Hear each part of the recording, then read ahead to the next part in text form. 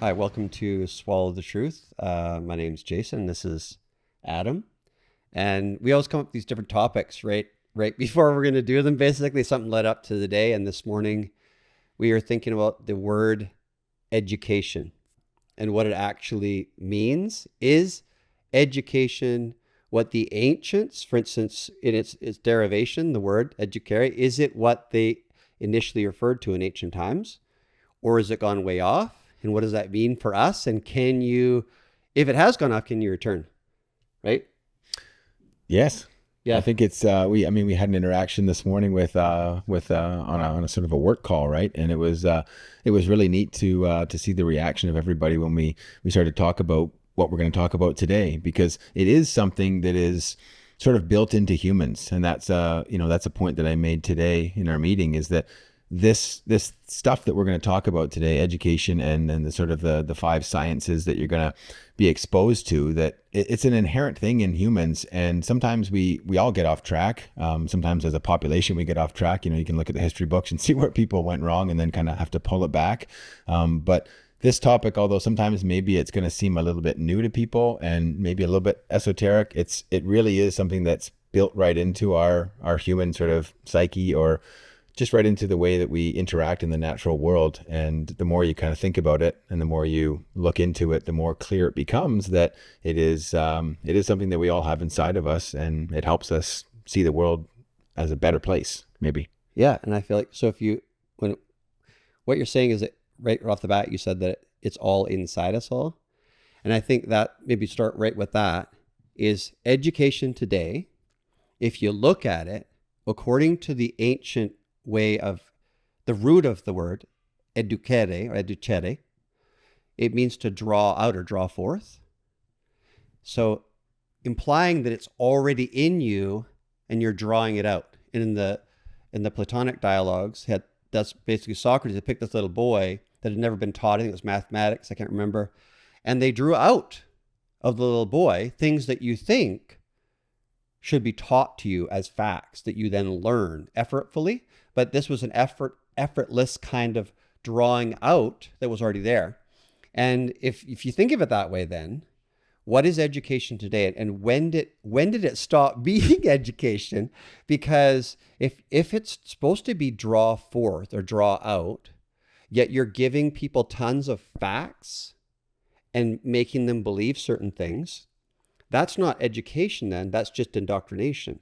And indoctrination actually, it's dependent upon censorship of what you said, the inner sciences or the inner wisdom.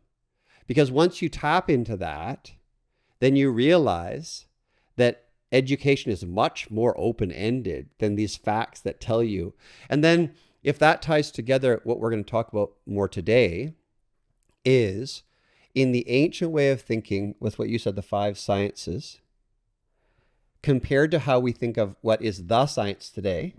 The science today is just basically, it has a dogma underneath it of reductionist materialism, meaning it takes for granted that we're built of matter, subatomic particles, whatever people want to call them, quarks, whatever, something physical that's tangible somehow. We need that. And then from that is the whole world is built.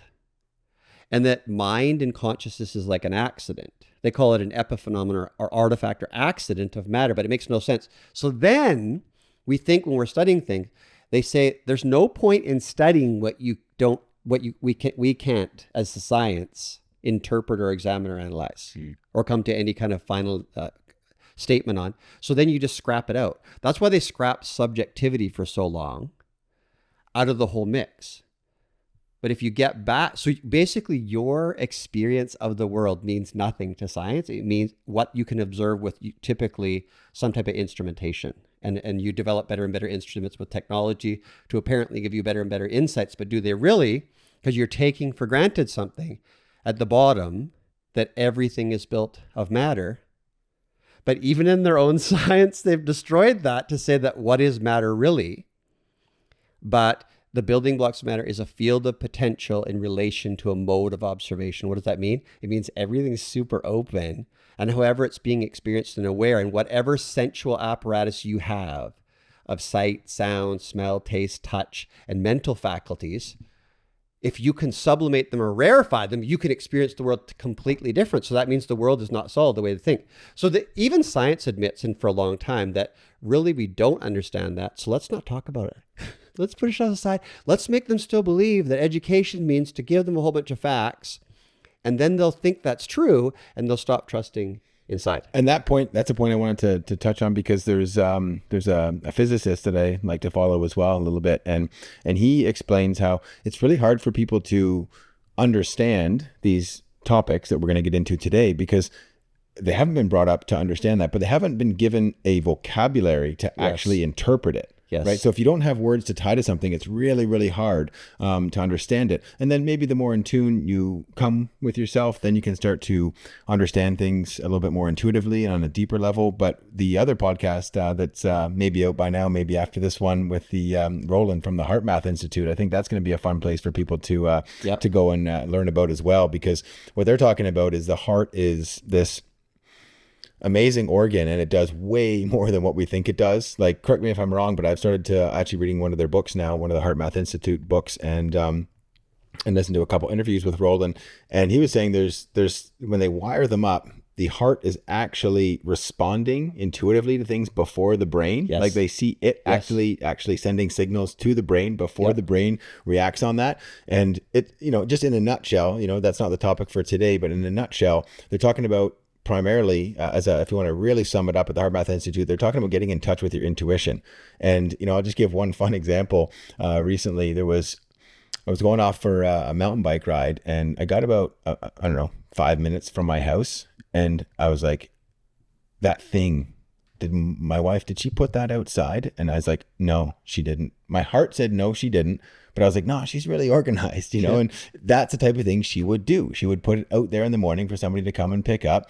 And then sure enough, I'm literally then halfway through my mountain bike ride. And what's the text that comes in? Hey, did you put that sewing machine outside? Because my daughter does sewing lessons. And I was like, dang it. And I did not listen to my heart in that moment. And I knew it. It knew that needed to be put out. And because I didn't go out the front door, I went out the basement door, right? So I didn't actually see it, right? But there you go. Should have listened to my heart, right? Well, there was something more intuitive there. And that's not something you can calculate, right? We are talking about that, though, because when we branch into the inner sciences, what they tie into is that right now we're caught up in our head, in thoughts and feelings and everything, in like a whirlwind.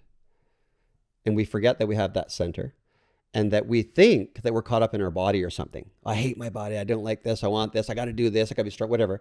We think we're caught up there, or we're caught up in the mind, but really that's mind, body tied together in thought. Stringing thoughts along that don't actually string along. So we're creating a continuum that doesn't actually exist that way. Mm-hmm. Secondly, when you think about, say, intuition in ancient ways of thinking. So a lot of my studies, comparative religion philosophy for 8 years, and then in the Indo-Tibetan side, is you could look at it this way from a simpler perspective: is you're rooted in your sacral area when they talk about different vortices and that of. Or chakras, sometimes all that, right? We say vortice of energy. Rooting chakra with instinct of survival mechanisms, which are basically more rooted in the lower area. Okay. So instinct is rooted in your gut, and which is kind of cool because your gut brain or your enteric nervous system, ENS, can act independently of your central nervous system, which is wild. They didn't know that until, a while back, but they didn't know that. So basically when you say, I feel it in my gut, there's a truth to that. Because it's a more primitive, more autonomic nervous type of response than the rest of your conceptual apparatus that gets pulled in. So anyways, you have that. That's instinct. That's about survival. It's about things you've learned or that you come in with to the world with a pulse to survive. And so it's usually past memories of something that's happened, and then you're trying to put that in the moment if you ever feel there's similarities. It doesn't mean they're the same, but you'll react in similar ways in defense of yourself. And then what you said, the heart, or this area, this vortice of energy, is the ancients, that's where they said was the root of your mind. The nature of mind is in the heart. They actually conflated the two words a lot, whereas mind meant heart. Brain was just an apparatus to receive the message of the heart. So the brain was like a cell phone, right? And the heart is the function. Yes, it has a physical organ system here, but the functionality of the heart, the electromagnetic, if you want to call it, whatever, the force or vital force in the heart is what they're actually meaning by the heart. They're not meaning the physical structure where it's located. They're meaning the functionality. The functionality is the root of your survival. Would you think about it? Yeah, it is. Your heart stops pumping. You're not alive. So the heart, but it's basically, it's mapped by its functionality, not its structure. The brain is more mapped by its structure. Okay. It's like a cell phone. So then the heart is giving the message, which is so fast, to the brain, which is your cell phone. Some people have better updates than that on their cell phone. Right. They're more up to date than others are on their cell phone. So it means that everybody has the potential to upgrade their cell phone, say, if it's the same cell phone. But a lot of people haven't upgraded it yet, or haven't been exposed to different updates. They don't even know they exist. They haven't gotten your wireless yet, so they don't know. So the idea is that the intuitive part of your experience is, if you want to pick a spot, rooted in this heart functionality, which was conflated and meant the same thing as mind in the ancient times. So if you could get rooted there, that's when you could access these inner sciences we're talking about today that were so key to the ancient way of living to empower you. Whereas if you get someone living in the cell phone and believing that the cell phone is them, they're caught, and then they get caught in the distractions and the noise that's being created all around them and in them. They get caught up here. That's getting caught in your head. Instead, you want to drop down back into the functionality of the heart, which can see everything. I use that analogy of the hurricane. If everyone's like a hurricane, right? The hurricane's part, that's the up here.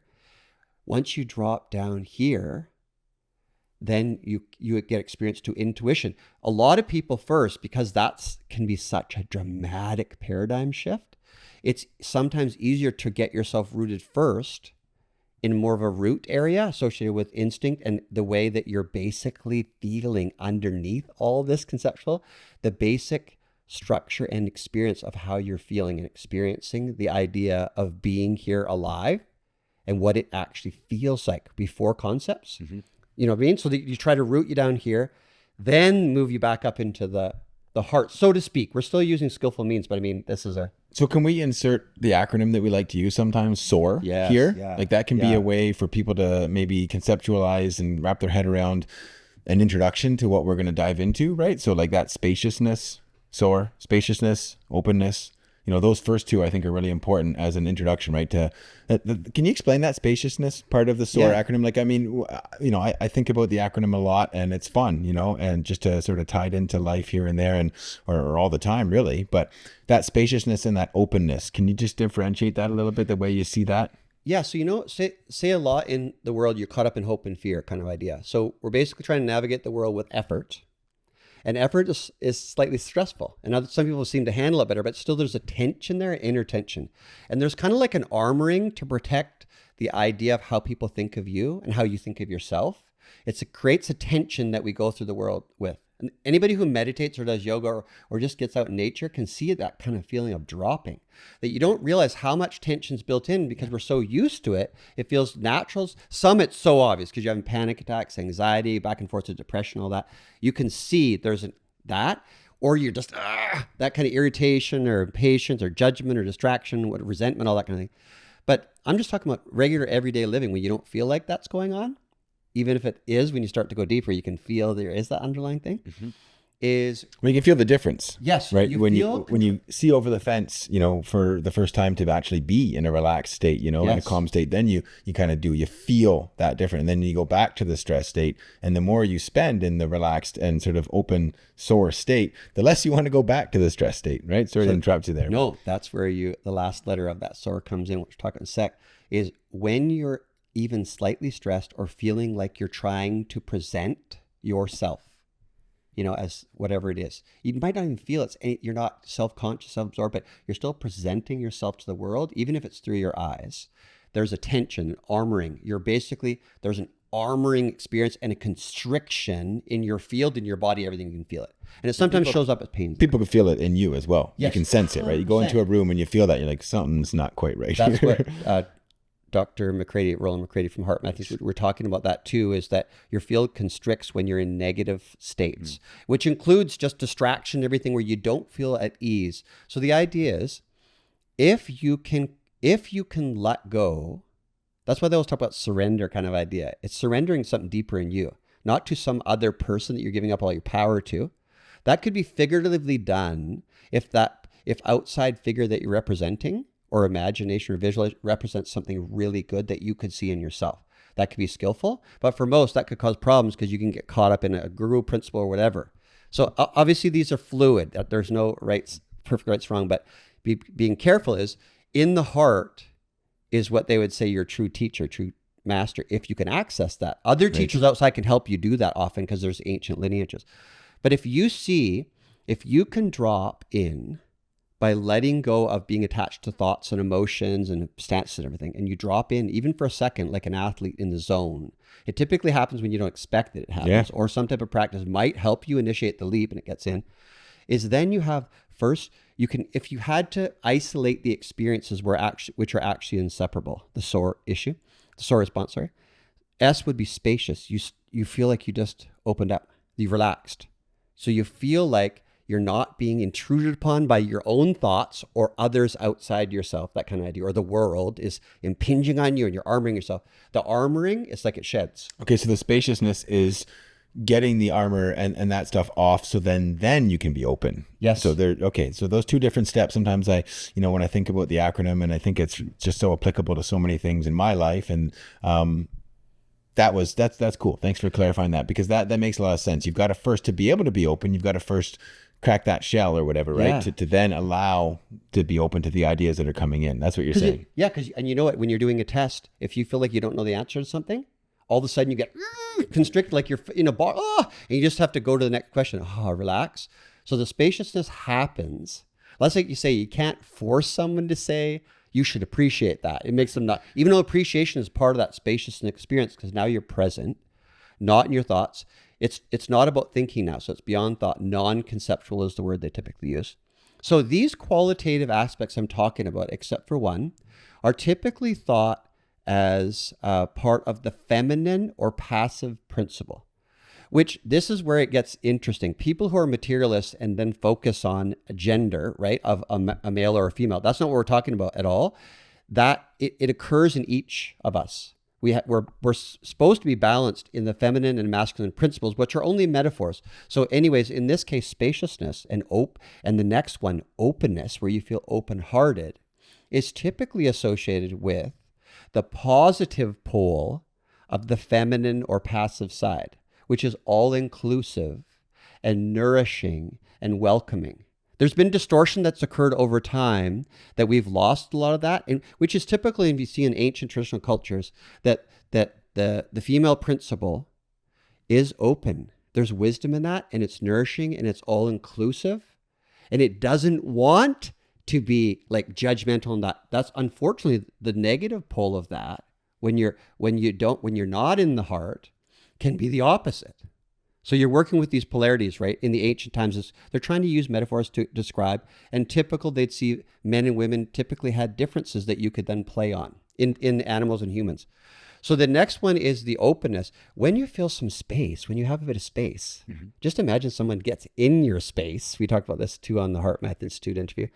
When they get in with that 3-foot radius, which you can talk about later, you feel encroached upon. Like you feel, if you don't like the person, if you like them, then you're going to have a hug and you actually amplify your fields around you. If you don't, you constrict, right? So there's a sense of openness when you feel space, enough space, and you feel like you're not being attacked by yourself or others. You're in that spaciousness.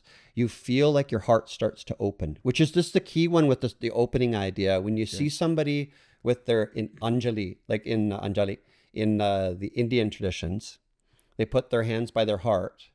When you press against something, it forces the mind. There's an intention or attention there. Okay. And that causes a certain flow of energy to occur there, or a concentration and a focus, which can take you out of your head. In other words, this is meaning, this whole Anjali would be basically the sacred in you to the sacred in me when you're doing this, which is the heart. That they knew this in ancient times. And this doesn't have to get esoteric. It just means that you're pulling yourself to the heart. It's a technique to use to help you to get out of your head into your heart. You could also do that with this Sikkim where you're putting pressure in Dantian, talk about in martial arts. You put pressure down here that you can feel, place some pressure there, and then you bring an energy awareness there, and it can root you really strong. So then there's a physicality there that you can use, and you have a strong core, and you can do things that seem superhuman a lot of times, which is amazing. They've known this forever. Anybody who's worked in martial arts knows this, right? This is the Dantian, the elixir. So then you have the openness. Again, that's considered more of a feminine principle. It's open, nourishing, inclusive. The opposite of what's going on a lot today, where everything's really tribal extremely because of all the labels everybody puts on everything. The next one could be thought of more as a masculine principle, of which they thought of as upai, or skillful means. It's like an outward now expression of this wisdom when it's coupled with the feminine idea or the passive principle of openness, spaciousness. Then you are more authentic and clear-minded and precise in how you're presenting to the world, because it's no longer contrived by all your thinking, what you think you should do, what you want to be thought of as what you want to think of yourself, as all the stuff that we're doing all the time. All that's tension. That's why we need sleep so bad, and then we can't sleep because we're so wound up. Is this authenticity? That's more like the masculine side coming out, the back and forth. In the Indo-Tibetan tradition, they call it two wings of a bird. It's like there's wisdom and compassion, or openness and skillful means kind of idea. Okay. And they have to be in balance for the bird to fly. Otherwise, it's lopsided. And so I want to talk about that in a little bit before we get to the sciences too, about the idea when you get too in one side or the other. Too much openness or too much compassion. Without the balance of the two, there's things that happen there. I want to talk about that in a sec. And so they're always talking about trying to get the two wings of the bird balanced. That's the ideal energetic balance, physically, energetically, and mentally. So then the last one is, I think, a super, it's the key, is anybody that's focused on any of the deep traditions where a tradition is not supposed to be thought of as dogma. So if you have all these different religions and science, and they become dogma, and they take for granted that something they say is true and everybody else is wrong. And there's all these people that think that they're chosen to be this or chosen to be that, or better at this, better at that. But in reality, they're getting caught in extreme. And it's normal for people to go through that journey as well, right? Absolutely. Like if you go into a journey into meditation or into anything that you want to try in life, right? You're going to get to that point where you think, okay, I think I got this figured out, and that guy doesn't have it figured out anymore, right? You get to that point, and then you do get past that eventually as well, right? But it is a sticking point for people, and we all get there. We all get to that spot, so it's normal, right? And that's like people who do.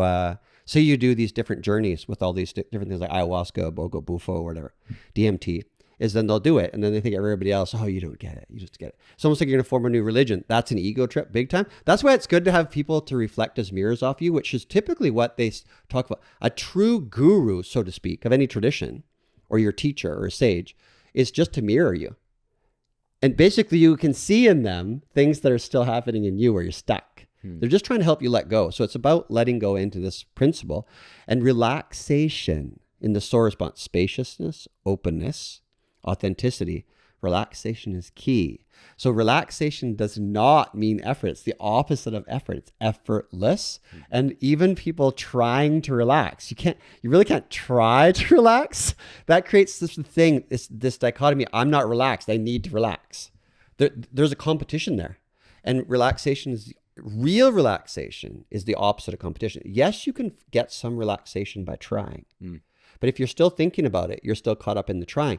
And that's why they say a little relaxation, a little enlightenment, medium relaxation, medium enlightenment, great relaxation, great enlightenment. What do they mean? Is that you're awakening into the heart, out of the head.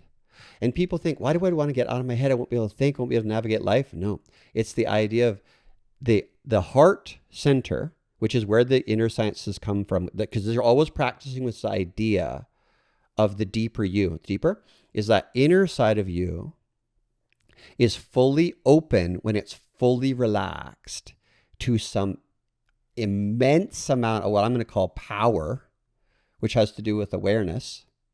And this takes some type of practice or something that happens in your life. It could be a sudden thing like a car accident, whatever, when I was 16, that shifts you out of your head. When you're in that space, you're super clear-minded because you're like the eye of the storm. You still see everything whipping around. You're not escaping at all. You feel everything, but in a totally different way. And then even the idea of yourself becomes rarefied or sublimated, where it's just like full presence. So you'd say like full throttle presence, whatever is right here. And from that is deep, deep wisdom. From that is total power, where you don't give up your authority. You're still willing to listen to all these different things because you're so open, but your ability to critically analyze things that are coming at you is like a millionfold. And so your bullshit meter comes up big. You can see, and it doesn't make you want to judge other people, but you know that is from a very limited perspective, or it's even lying. And in the case of, back to education here, before we get into inner sciences, if you look at education today, it's basically typically tied to war, because you want nations to think certain ways, and in very tribal ways, to think about other nations in certain ways, right? Yeah. We can get into deep topics about banking and all these different control mechanisms, but we're focused on education. Education is typically used, it's weaponized. And we've seen this last quite a few years when everybody has all these different labels that they're placing upon themselves that's supposed to talk about equality, but actually does the opposite equality and creates major resentments inside, and also allows people that aren't stable to start spouting off. Sometimes it's even to do with, say, compassion. So you feel compassionate, your heart, you really want things to happen, but then you get very indoctrinated into a certain belief system and you think you're right and everybody else is wrong and bad. And then you go for it. Then you think all these people and activists, or they're labeled, it's almost like they're angry and you don't like it. It does not feel good. It feels, it's divide and conquer. You feel very separated. When you feel somebody that's in their heart, it's so open, like you said, you feel it around, but it's actually measurable. According to the Heart Math Institute, it's actually, even in science, you can measure that field, and you can measure the coherence and resonance of that field, and it will indicate what state you're in. Are you in a constricted, fearful, angry, sad, depressed, distracted, impatient state? And fear was one of the worst, right? Yeah, they said that was one of the worst things that really shrunk their energy. Yeah, the fear is so bad. And authenticity is open. Right. So when you're afraid, you don't feel like you're being authentic. You feel reactive. You're in a posture of attack, so fight, flight, freeze, or fawn, right? So back to this idea, the ancients were always trying to look for ways to empower you. I'm not talking about ancient kings now. I'm talking about ancient sages and the lineages which they represent. The funny thing that I see today, when you really study for a long time and get into the practices, is you see that the people that were trying to educate you truly, to draw out of you what was already there, they don't think they're better than you. They don't talk about all the differences that are occurring between and why this is a better way to do it. No, they just focus on what is a skillful method right now. They would rather you not name it anything. They would rather not call it science, Christianity, Islam, Judaism, Buddhism, Hinduism, whatever. They don't care. That's just a superficial way of looking at something. And whatever method works best for you, it helps you to draw you into the heart. That's where we resonate. And I like when we were talking this before, is, you have the idea of spaciousness. Okay, say if you're the hurricane again, we've talked about this before. We don't really relate fully to anybody in the differences that happen in the spinning part of our hurricane. Our emotions, our thoughts, our stances, our ideas, whatever. Our histories, our projections into the future, anticipations. We don't fully resonate with anyone. We always feel there's differences. But in the eye of the storm, the space, the openness, we can all fully relate with that.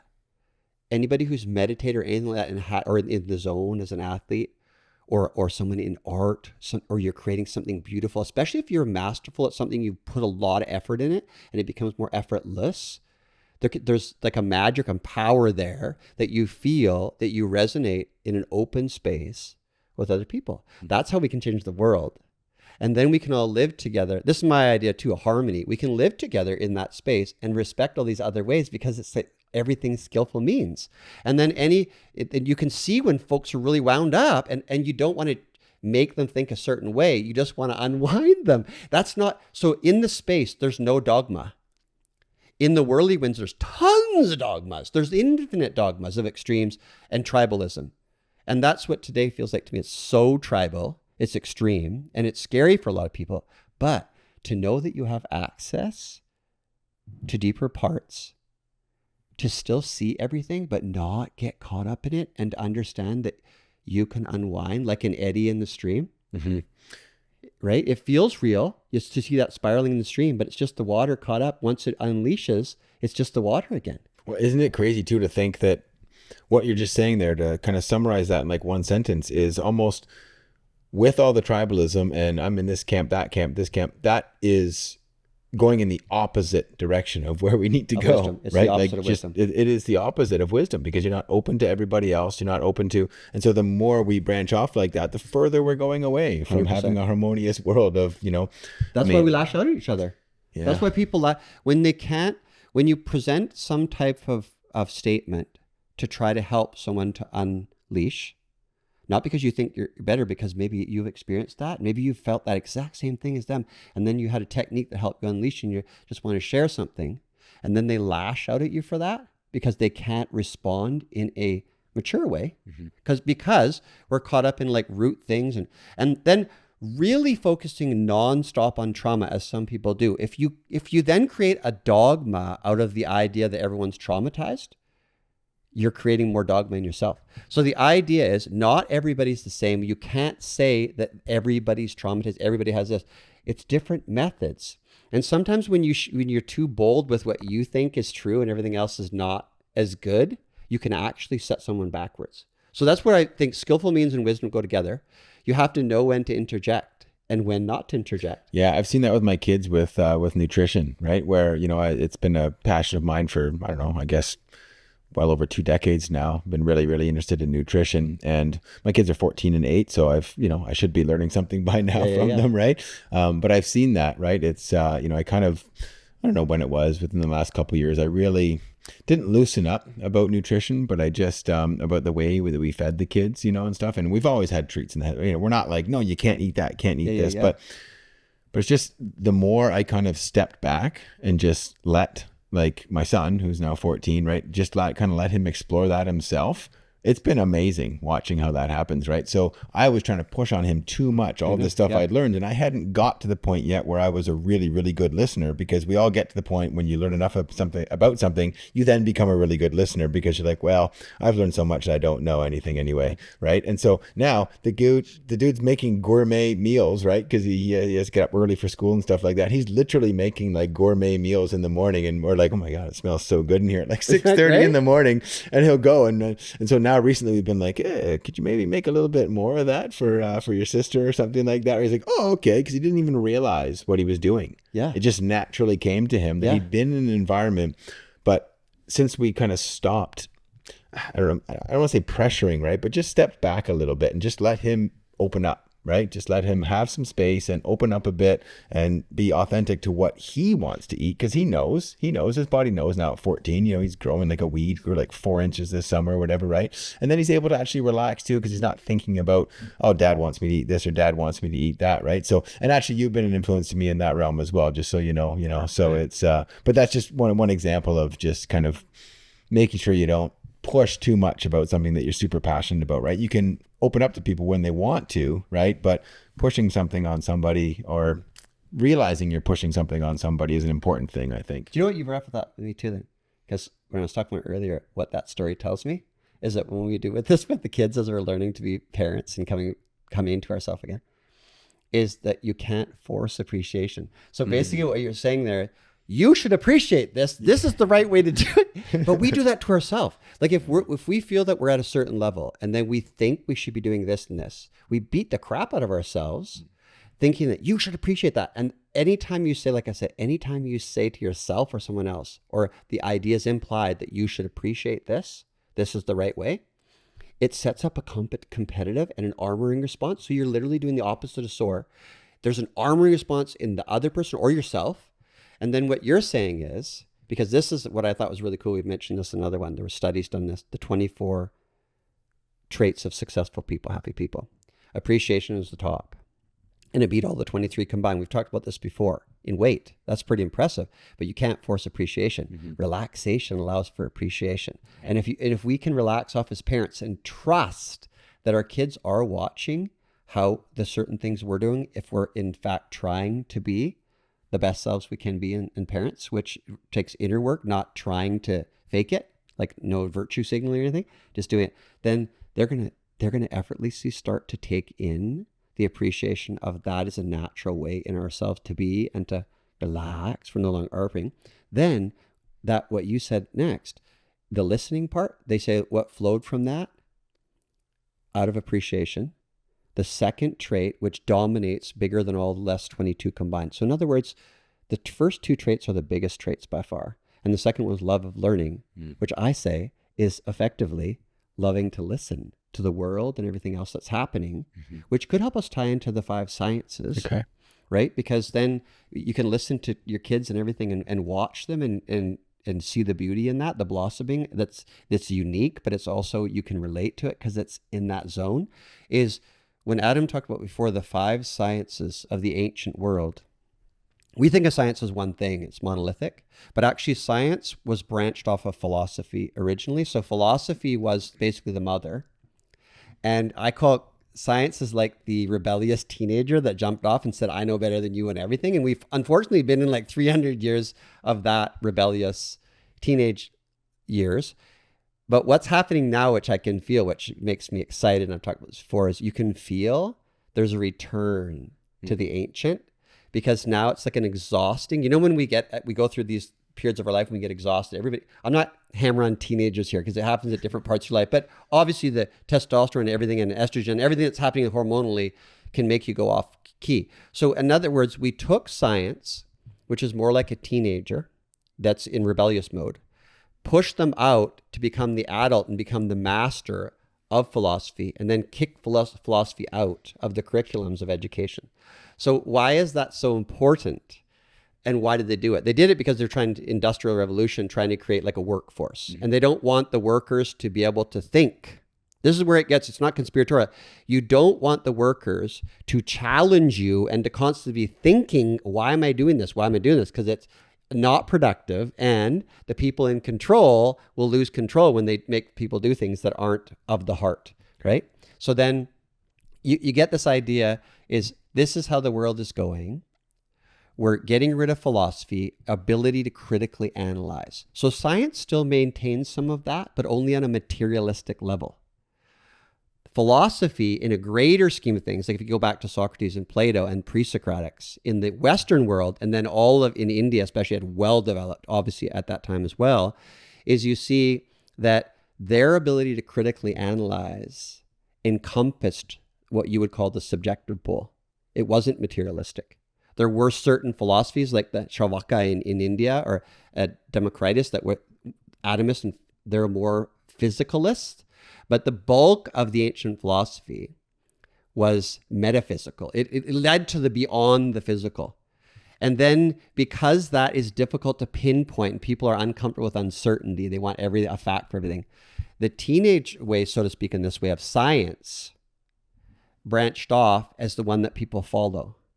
And here's the thing that's interesting too, right? Because you think of, I'm going to get into democracy for a sec, because this has led to education systems the way they are too.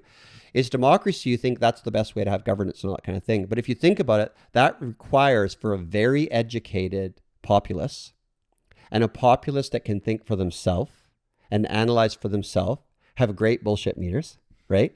And that's not the case today. It's just not the case. We're not trained for that. It's been pumped out of the education system when they eliminated it back in the 50s and 60s, philosophy and everything else, and the things that helped you to think in a more broad way, those are gone.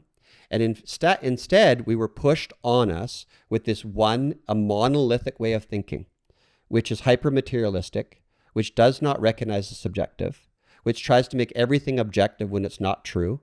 Like all the scientific studies and everything that have gone out since 2009, BBC said that the editor of one of the big, The Lancet, I think it was, said that over 70% of the studies can't be duplicated by peers. That means it's junk. That means that objectivity is actually farcical, unless you take it into really deep levels, but I can't get there. But objectivity is just a pole. And so we're still, if we want to return back to including the subjective side, which is our base experience of life, we go back to these ancient ways. And now we're stuck in modern times with this scientific model, this secular model that thinks itself to be better, but it's really a renegade teenager that's finally starting to show signs of, whoa, maybe my mom and dad were right on. So, you know what I mean? Some of these things. That's what's happening now. We're coming back. But the teenager has gone out and experienced and brings a wealth of information that can even further blossom that awareness in these times when you get rebellious, right? We need that rebellious spirit to keep moving and keep ourselves in a state of flow. So getting back to that, now we're in the state, the ancient wisdoms are coming back. What does that mean for us? We're talking about relaxation. We're talking about spaciousness, openness, authenticity, relaxation, clarity, but also is re-embracing and rediscovering far, far, far deeper and more profound sides of us that are much more expansive. In other words, fully open to the unknown, to the mystery, like a child in wonder. And that's where, if we're talking all this time it took us to get back, is we talk about the sciences in the ancient world were typically 5 in the ancient, especially in the East. And we can go one by one. I'll list them off and then we can go through them, what they actually mean. So basically and each level here, the further I go down, becomes more rarefied, sublime, or deep. In other words, you're accessing deeper and deeper and deeper aspects of yourself until basically you sublimate that. And that takes practice. It's not conceptual. Is the first one say is art or creativity. And I want to talk about that, and you're good because the conversation we had earlier about how it's all in you already, the idea draw forth what's in you.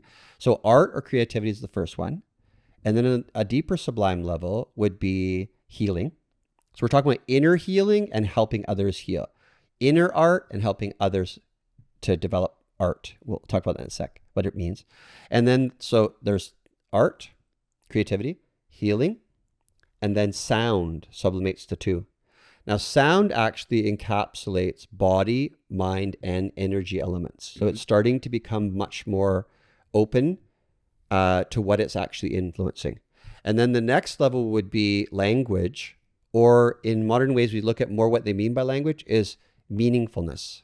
So developing meaningfulness, say through logic or discourse, just basically penetrating through examination and analysis to find deeper and deeper answers using language, right? So it's actually super powerful if the other ones before it have basically got to build the foundation of a house to make a good house. If you start at the top of the house with a crap foundation, you don't have that artfulness, you don't have that sense of healing, you don't have that sense of sound, which that means it's really amazing, then your form of language, skills, and critical analysis will not have the depth and tend to be more of what they refer to as sophistry in ancient times, where you can argue well, but it's not meaningful.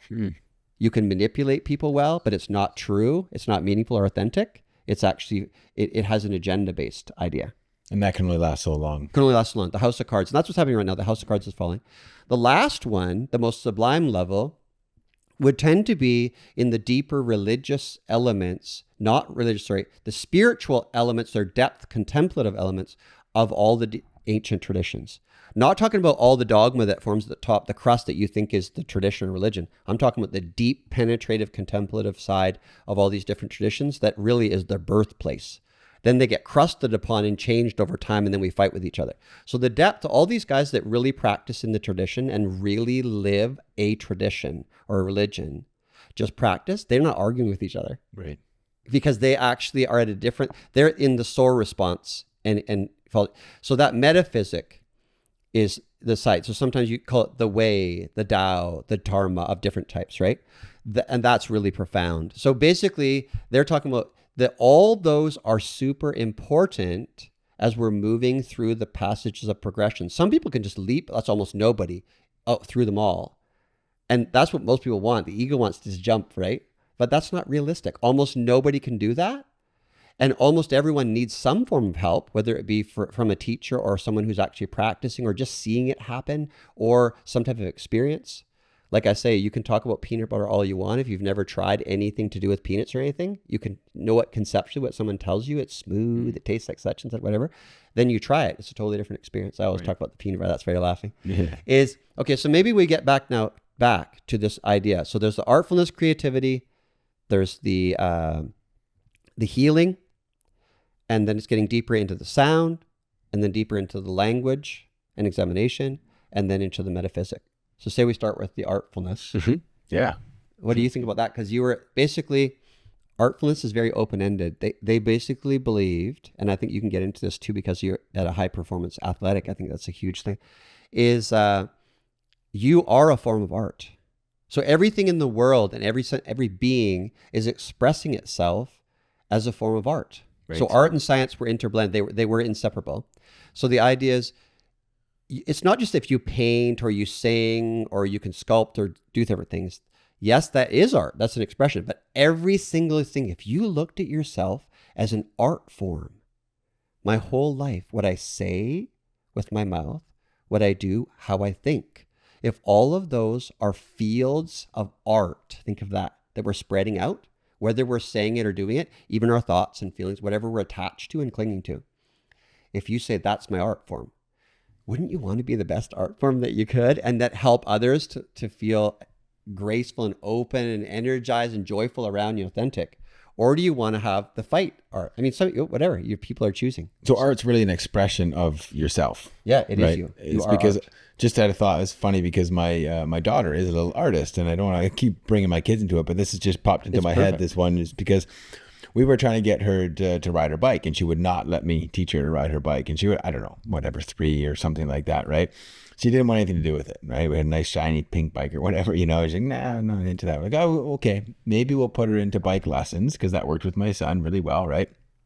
Went into bike lessons. Next day, I got home from work and he could basically ride his bike, and he was super excited. Then he fell into a prickly pear cactus and had all these. Oh, that was a funny story. Ask him about that sometime. Yeah, it went right through his sock and his shoes. These things it's crazy, and we we're pulling them out of his toe. Anyway, so we put my daughter into this bike lessons, and I'll show you pictures sometime. She just lay down on the concrete. And just like, when a kid lays down, they have their hands like this and they have their feet up in the air wagging like this. That's just her. People are riding their bikes around like, hey, you want to kind of come, you want to start doing it to her? And so she's like, no, I'm good. And so she just sat there, right? She really wanted nothing to do with it. And we're like, okay, all right. Well, I guess she's not going to, we had a couple of days of it. And then we're like, yeah, no, she's not going to learn this way, right? But her expression of herself is through, the big art table that we have at home for her, right? And we have all these options for her. And she'll just sit down. She drew me a beautiful picture the other day. She'll write comic books, right? So that's her way of finding that art within her to get it out, right? Whereas I'm the exact opposite. She could draw better than me by the time she was like 3 or 4 years old, like very seriously, right? Yeah. And but for me, the expression of myself in an art form is the physical side, right? Is getting out and mountain biking, something I've gotten more into over the last few years, and as you get better at it, it's just like I just go out there and I just feel this is an expression of me. This is where I can express myself, and it's not express myself to other people. It's just express myself authentically, just let it come out, right? And so you're out there and you just feel amazing, right? Same thing, my daughter, she'll ride her bike with us in the forest and mountain bike a little bit sometimes, but she'd much rather just sit down and swing in the hammock and and draw something with a stick and a rock or something in her hand. So but what's interesting, because bringing in the family is amazing always, because we have your daughter and one of our daughters, it's the my do it myself thing. Is you also say, if you bring this in, if you start to find more and more balance and branch out into areas you're not comfortable with to get over the fear, the hope and the fear response, they're tied together, is you also lecture. So say Adam lectures, and he's very good at going very technical in things to do with healing and different studies and that kind of thing. And so then, remember we had this conversation, we're talking about, okay, people are getting really pumped up watching these different lectures. And then you start to think it's the content of what you're saying that is really stimulating or really driving the audience. But in reality, they're looking at how enthusiastic and confident you are, and people want that enthusiasm and confidence. They don't necessarily understand a ton of stuff that you're saying, but they know that you feel fully fluent and comfortable and coherent in that space, and people want that space. And that's what I feel like is here's a pith, is in this world where science started to dominate, or I call it the science, started to dominate, it makes everybody feel they pale in comparison to someone else intellectually. I'm not as smart as that. I could never know that. I could never do that. People won't respect me enough because I don't have those words or whatever, right? But in these times, what's coming back, in the ancient way, what's coming back, it was your realization and your expression of your art form that people related to. And a lot of intellectual people say, when you get caught up in these systems of education, which are dogma and indoctrination and single or monolithic styles of thinking that they believe are open-minded but are still stuck in a box, is it doesn't feel good to be around that, because it feels like people think they're smarter than you and they think lesser of you. And oftentimes they do. Mm-hmm. They think, oh my goodness, that person cannot understand. So it does not feel good because they're not in the heart, they're in the head. Number one, you can see it. It does not at all mean that that's a person that's better than you or not. In fact, a lot of times they're so stuck in that dogma, it's them that needs the most compassion, because they truly believe maybe they are superior. So they're caught in superiority, inferiority, which means they're doing that to themselves. Because then you're in with your peers and you don't feel good enough. There's that poverty mentality, I'm not good enough, that's playing out, which you don't realize because all you feel is overpowered by that person maybe, or that idea or the group of people that feel overpowered. So this idea of an art form in life, and especially if you entail the SOAR, the spaciousness response, is then when you're in the space and you're just like your daughter, even the idea what she was doing, right? So she's sitting, you said she's on the concrete laying down. Yeah. I can imagine it with the kids with their feet up on the head. That's an art form. It shows like, I'm totally comfortable right here, right now. Mm-hmm. I don't need to be doing your bike riding thing. I can be in the midst of the bike riding. I'm not affected. I'm totally relaxed. My feet are going back and forth.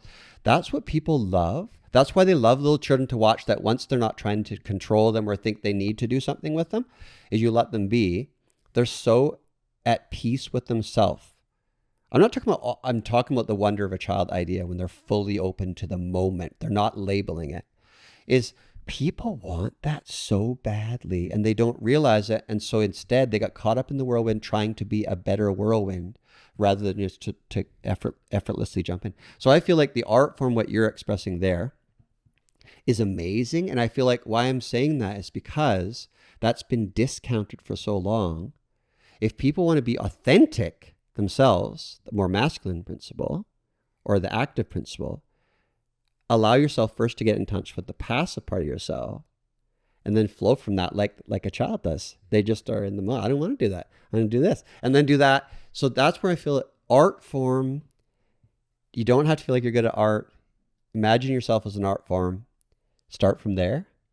And I feel like in today's time, it's really, I feel like that I think we both agree, is that a lot of people don't want to put the effort into one thing to do something really well. But oh my goodness, when you put the effort in to do something really well, it feels so good. And there's so much confidence and ease. You just become more relaxed. Like for instance, a master in karate could get in serious situation and fight, but be totally at ease because they're confident it's not going to be a problem. And oftentimes when you become so confident in something, you'll feel that you're not impinged upon by yourself or others. You don't feel like they're on edge because you're more relaxed because you're more confident. It's kind of funny that what one can come before the other. And there's different practices to come at things from different angles of confidence or relaxation or piercing intellect or subtleness, that kind of thing. I feel like that if people want to master those forms of art and become that, and then branch out of your comfort zone, which you do so well all the time. I've seen that. But again, get back to people want to be enthused again and to see that it is possible to be truly enthused and it's authentic. And virtue signaling is definitely not authentic. No. And all it does is make for extended amounts of, lengthy and intense amounts of tribalism. And also creates the herd mentality where the might is right idea. And it's just completely unskillful. And it's so obvious when someone's when they're doing it as well. Fake it till you make it. It's not the truth that way. I mean, you could do it in a subtle way if you're just thinking it yourself. But if you're actually faking what you're not, it doesn't even feel right to you. And other people, you said this, they can feel that outside themselves because your field is expressing something that you don't truly believe because you're faking it. And that fake or inauthentic behavior creates a field which is measurable, like, again, Heart Math Institute. is measurable that people actually feel. And we don't know how we're feeling it because it's beyond thought. It's non-conceptual, our ability to directly experience whatever is occurring. And therefore, if we could access that non-conceptual direct experience, pre-thought, bare naked experience, they call it, it's a completely different paradigm. It's so much more clear, so much more calm, so much more inclusive. And there you are with that SOAR response, which is total health. Spaciousness, openness, authenticity, relaxation. That's just the first one, art form. Yeah. And then the next one, right, is the healing, which is we talk about a lot. Maybe get into that because healing entails so many different things with diet and exercise and meditation. All these different things come into that. Yeah, and I like the layering we're talking about here, right? First, you're expressing that art form, and then once you've got that figured out, then you're moving into healing your body and or helping others heal as well, right? So, I mean, this is definitely an area that you're more savvy in. So, I'd love you to kind of keep going on, just chime in as I feel, because this is a new framework for me, really. And I love being on a journey of seeking health and wellness, because it's not just about, growing carrots, and it's not just about getting, going to the local market, which I'll do tomorrow and go buy probably 10 pounds of apples, because they're in season. That's great too, right? Like do that. But there's a lot deeper stuff going on here as well. And to true wellness, it takes a lot of work too, right? I mean, it takes a lot of work, but the work doesn't have to be hard work. No, it can be inspired by it. Inspired. It can be, as you go through this journey of seeking wellness and overall health and helping others on that journey too, you get to certain points where you're like, okay, I think I got that figured out. And it's super motivating to go to the next level, right? So that's kind of what we're talking about right now, right? We're moving into the health and wellness section of it. Okay. And to basically to make this clear, all of these are not separate. We're speaking of these levels, and you tied the carrot. I'm going to talk the carrot thing you just talked. Is none of these are separate, and they're all occurring at the same time in different levels, but it's more focus we're placing. So imagine this is like an open, spacious kind of sky. We're focusing on different levels of the sky, but it's still the sky. There's no separation. So when you talk about that, this why I just said that is then you could look at, you just said growing your own carrots.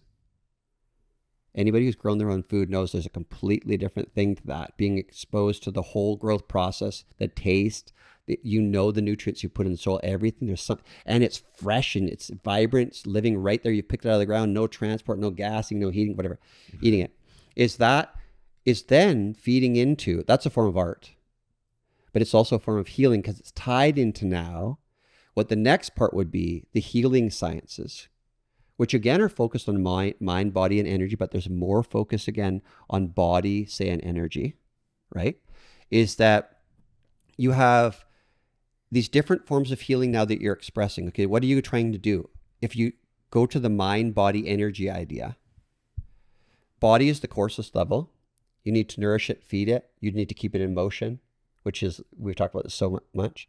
You need to basically develop interdependence with environments, and you need to navigate your environment so that you can collaborate and blend with it and become coherent in the environment. Like mushrooms we talk about a lot, they learn to balance, nourish, cleanse, and balance an environment. Think about nourishing, cleansing, and balancing our own environment internally is healing. And then being able to basically cleanse, nourish, and balance and become coherent with the outside environment. That takes skill. That's the more sublime level of this, right? So first, it's basically focusing internally to see where we have these blockages and needs, whether it be physically, emotionally, or mentally, those three levels.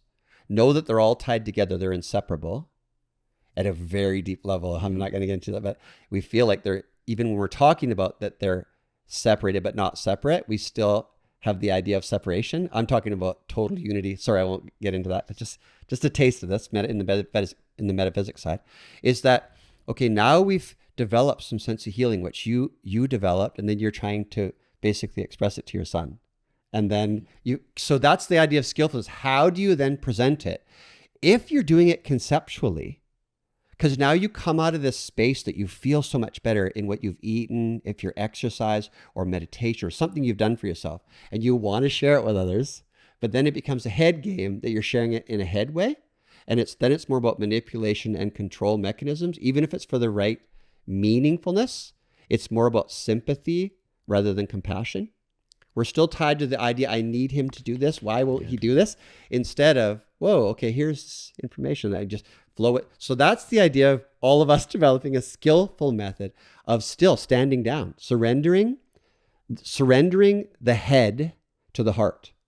Then it's, it's about trust too, right? Because you don't feel like if I surrender too much and become too open, I'll become a complete idiot. And that's just not what happens unless you are doing a meditation that you're trying to become an idiot. It doesn't happen, right? Your mind tries to get control, but when it drops, when mind and body drop away, that idea to the heart, if you want to call it that, you're fully there. You're just not tied into certain ways of thinking in boxes. You're literally outside the box. And then you share that. That's healing. And when you become good at that, you start to see in yourself certain imbalances and how that's corrected. So again, it's time and presence. Mm-hmm. And then you can see it in others. It doesn't mean it's the exact same thing, but you start to really resonate. You can see in others, you feel in others what's going on. I was going to say healing is a feeling. It's a feeling. Oh, I love that. That's great. I like that. I haven't heard that before. So healing is a feeling. It's direct. You start to express the idea of inner healing outwardly. People feel that. And again, it's tied into your art form. Then, this is interesting. Then, if you're focused on the art form expression, now you've taken up the healing side and it becomes part of your artistic expression of who you are. Mm-hmm. If you're an art form. So this is an ancient way of thinking again. Then you're trying to become more and more sublime or rarefied as you go, right? So then the next level then with this healing, which there's so many different forms in like traditional Chinese medicine, traditional Tibetan medicine, shamanic medicines, Ayurvedic medicines, ancient herbalism, homeopathy, all these different medicine forms that have existed through time. And they were based on contemplative traditions. Then they move into next, sound.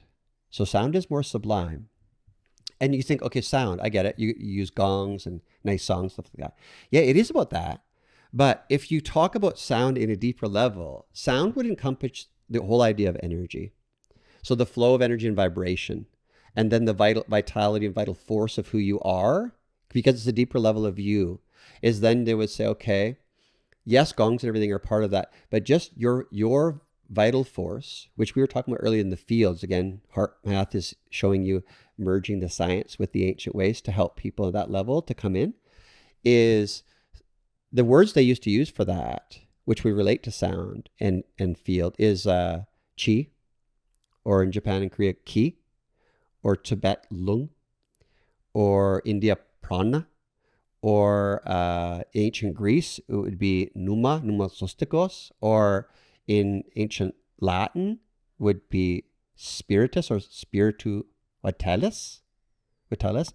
So those, the idea even ties to the word spirit, you can see in there, is that there's like a breath of life, is the sound of who you are at a deeper level. So this takes that sense of being in that sense of SOAR when you're there, or an athlete in the zone.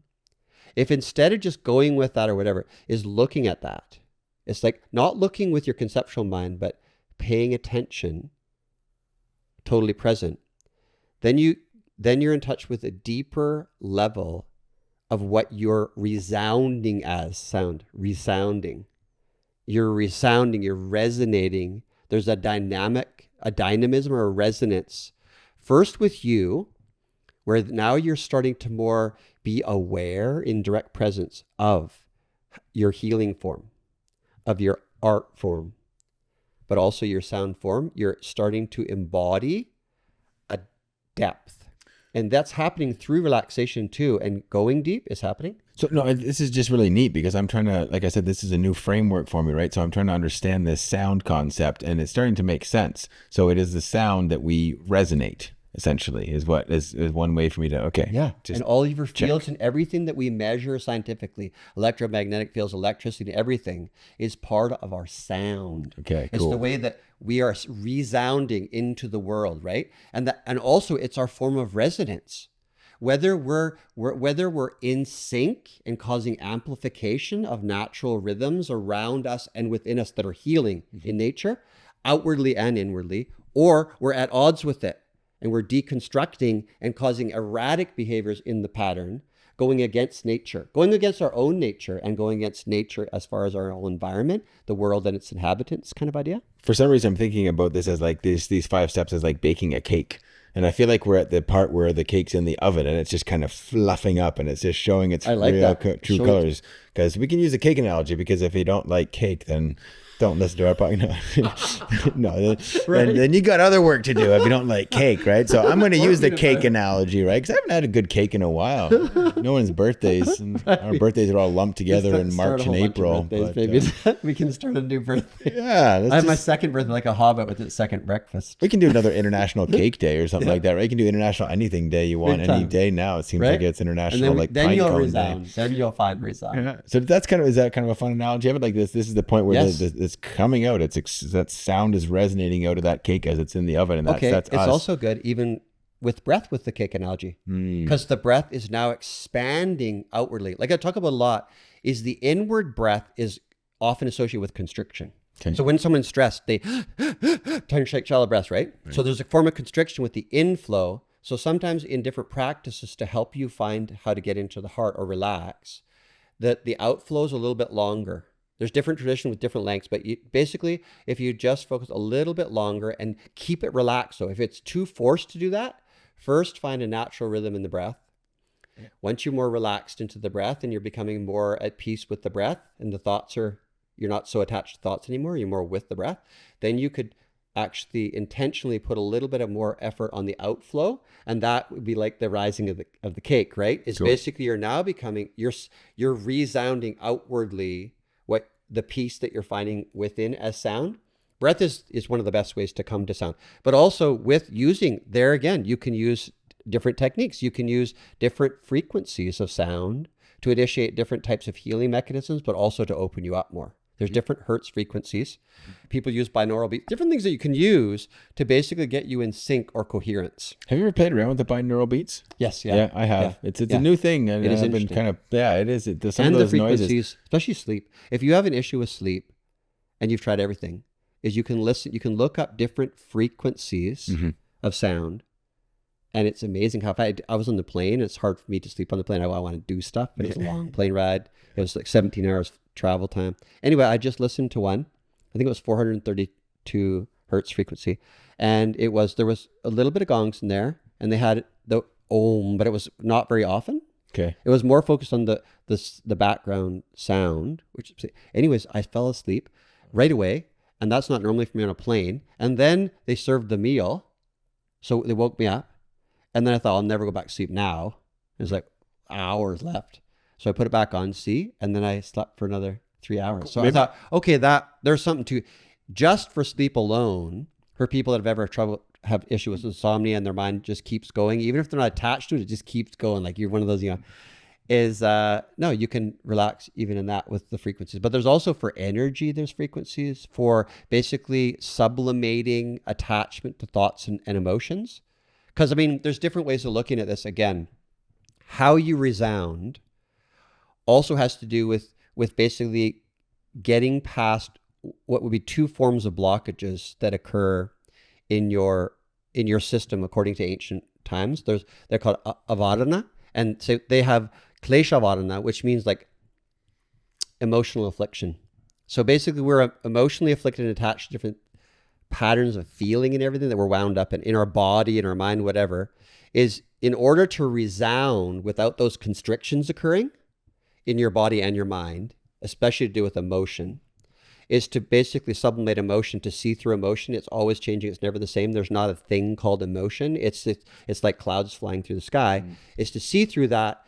Then that stands down. That's the feeling that's like, they talk about bliss and things like that. There's a blissfulness to that when you bypass that level. That's one level of obscuration. Sound in its truest expression, when you are in that state, will come out in a really effortless, balanced, coherent, natural way, internally and externally, where you're really blending with the environment and resonating with it. You're actually adding positive, healing, artistic sound vibes to the environment. It's not an esoteric thing. It's actually measurable, and the more you're resonating, the larger your field is, which also protects you. Even your immune system, everything. The more you're out there, and also allows you to feel space even when other people would feel impinged upon. Because it's the vibe there that when people come in, if you feel constricted in that and they feel constricted, you feel really off-put when they come into your space. And it's usually about 3 feet away on radius, right? And again, we're talking about measurable. This is not measurable, right? And also the frequencies and everything are measurable. So you can gauge what types of thinking is going on, what types of emotional attachments are going on by the different frequencies that are resonating, and that's occurring outward. So we are affecting outward. Animals, you can see they feel it, they know it. Yeah. We do too. We just are so in our heads, we don't know that may be happening. And also, we talk about the danger of being a sympath and thinking you're an empath when you're still caught up in the things, and then you're around people and you can't be around them because they cause you distress. I'm an empath. An empath wouldn't get distressed by that. An empath is in the eye of the storm, and they feel for everybody just like a sympath, but they don't get caught up in it. So you can be around all these people that are like that, but it's to kind of water off a duck's back. You just want to help. Your heart just open to them. So that's the idea of like sound. And breath. Breath is one of the easiest ways to get into that. But again, you're working up to this. You can jump right up into that. But if you don't do the work beforehand, a lot of people don't, if you bypass that, it's not going to typically be the same familiarity. It's easier to keep falling out of that. So then you got, why do I have to be around that person? They irritate me. And I wanted this bliss. And that, again, if you work up to these things, like riding your bike with training wheels first and getting up and then becoming a trickster and doing whatever you want. Yeah. Can't put the icing on the cake when it's hot. Totally. Gotta wait. Right. Gotta let it settle. I love that. You gotta let it cool and just relax that cake, and then it's hard to wait to put the icing on the cake because you want to mix the icing and you want to lick it with your finger too, right? Take it's hard to, man. Take it slow. That's the hardest part. Us for both. Anybody, when you're like, think of yourself inspired or achiever, it's hard to stay back. But then you realize through experience, it's so much better. And then the fourth one, if we jump there. Yeah, let's do it. Because now we're, like you said, we want to jump. But the fourth one is basically language, which we would a lot of times think, again, examination, analysis, logic, going back and forth with language. This one can help you get past another obscuration. So remember I told you there's that kleshavana. That's the afflictions or mental afflictions, emotional afflictions, the emotional side of yourself, to see through that. Not to delve into all this, what you call trauma and everything, as if it's really real and rooted in you, because it's not in the end. But yes, it's really good to go that, and there's a lot of different therapies. Yes, but in the end, you'll see that trauma was something you're holding on to. It doesn't actually have a substance. Right. It's being attached to continuums of thought that are constantly changing. So you can't grab onto clouds, but we do. We try to on everything in life. So we try to live as if things are static in a world that's in a constant state of flow. No. Right. And that's the even in science, that's the gist of it. Flux and flow are the reality. We're trying to solidify and cause continuums and chains of things that don't exist together as if they do. We're caught in space and time, spatial temporal. So then you get to this language idea, and language has, this is the foreside, that can help you get past. Now that you're relaxed, you're not associating with your emotions anymore. You're starting to become more, into that state of artistic, effortless expression and healing for yourself and others just occurs naturally and willful. You want to do that. Your heart's open. Is then Nyavarana, which has to do with knowledge, is in the foresight with language and logic. It helps you to see through all of the things you take for granted as real and solid and inherently existing the way you think they do. That's not true. All the way through this, you're already starting to realize that, but it's hard to put that into words. And so your mind keeps trying to grab on again. Mm-hmm. So basically, there's no words that can actually express it either, right? It is a feeling that builds up inside, right? So that's another important point here, right? You can't, as you go through these things, you're not going to be able to put words to it, right? We're trying to right now, right? We're trying to, but it's a journey, and you will feel when you're kind of, I don't know, again, this is a new concept, new framework for me, but I feel like you're going to feel when you're passing through that one stage and moving into the next stage, you're going to actually feel that. And so when you say on the first level, say when you're working on the art form level and you're just coming into the funnel, so to speak, you'll think everything about your life is conceptual. It's what you think of yourself, what you think of others, how they're different, how they're the same. It's a construct of thought that's actually all mental. And just because other people agree with it does not make it right, but it's hard to get out of that until you want to break free of that. So think of the idea of minding, or the discriminating, discursive minding that we think of as ourself, and all the labels we put on ourself and other is part of that discursive little mind.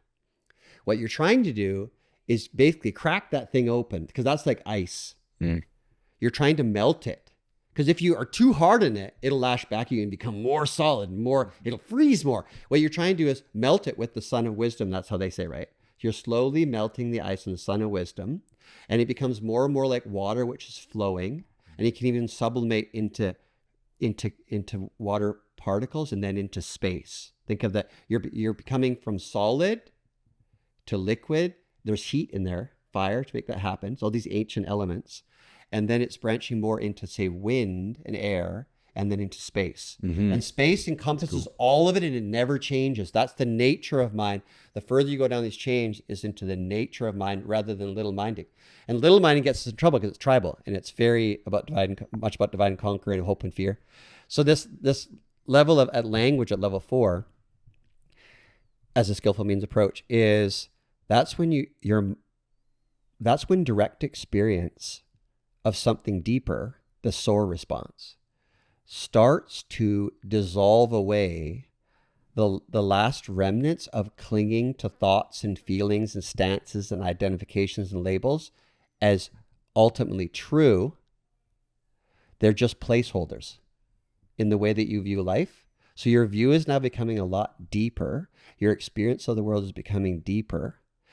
Okay, this is where, before this even, but at this level, when this starts to happen, what the ancients would talk about, this is where a lot of synchronicity and serendipity, where different numbers may appear, different things like you talk about at the beginning of this, where it's your heart versus your mind idea, the intuitive side of you, and even beyond the word intuition, because that's still a placeholder, is experiencing in a more direct fashion.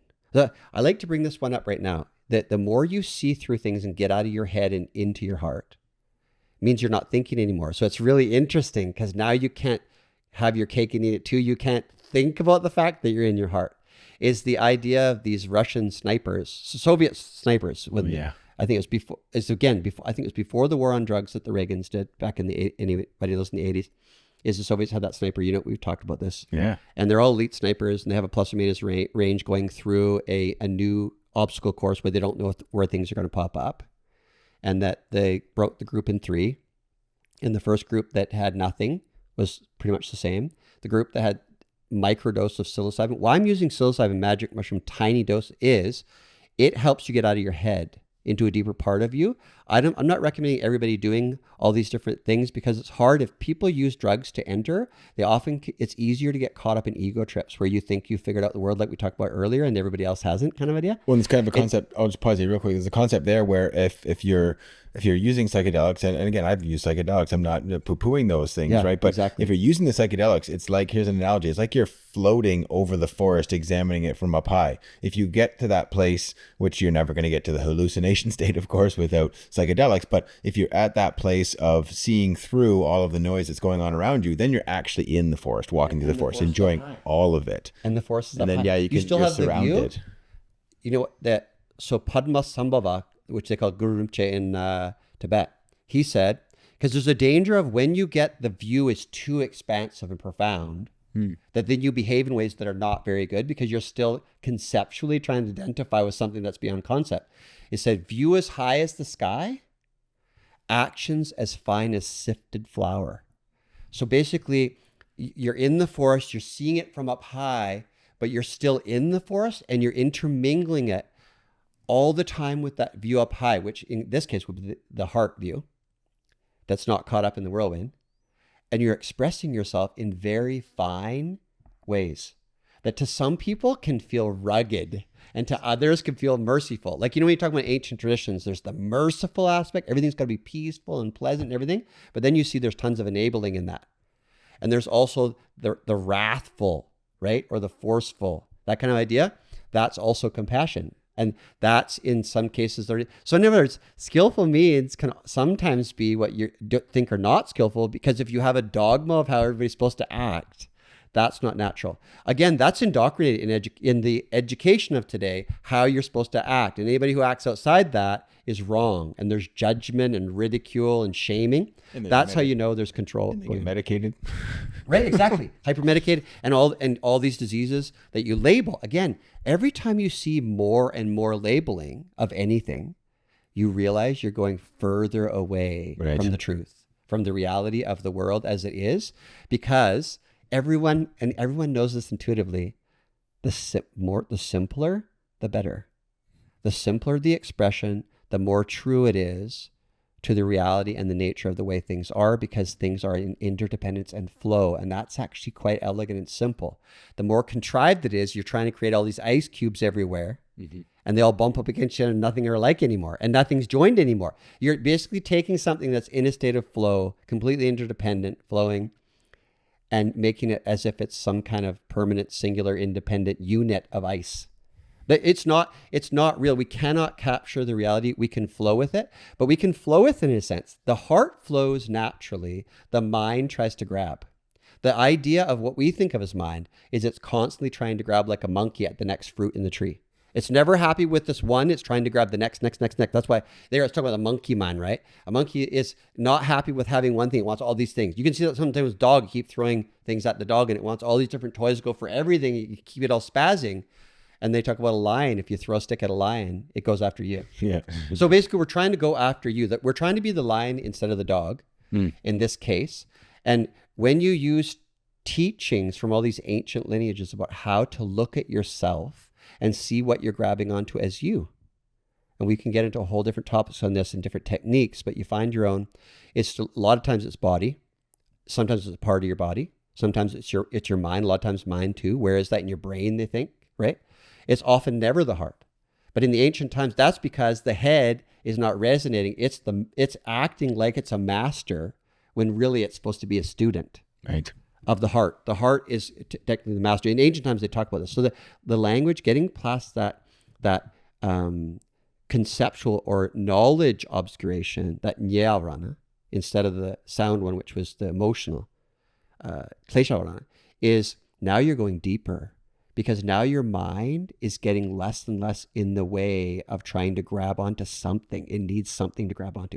By the way, when people do psychedelics to go in, if you don't have practice in that before that, there's such a discomfort for this minding process of the great wide open that it tries to find another cloud. It tries to find a prettier cloud to jump onto and make that the reality, often coming with different visions and all that kind of stuff.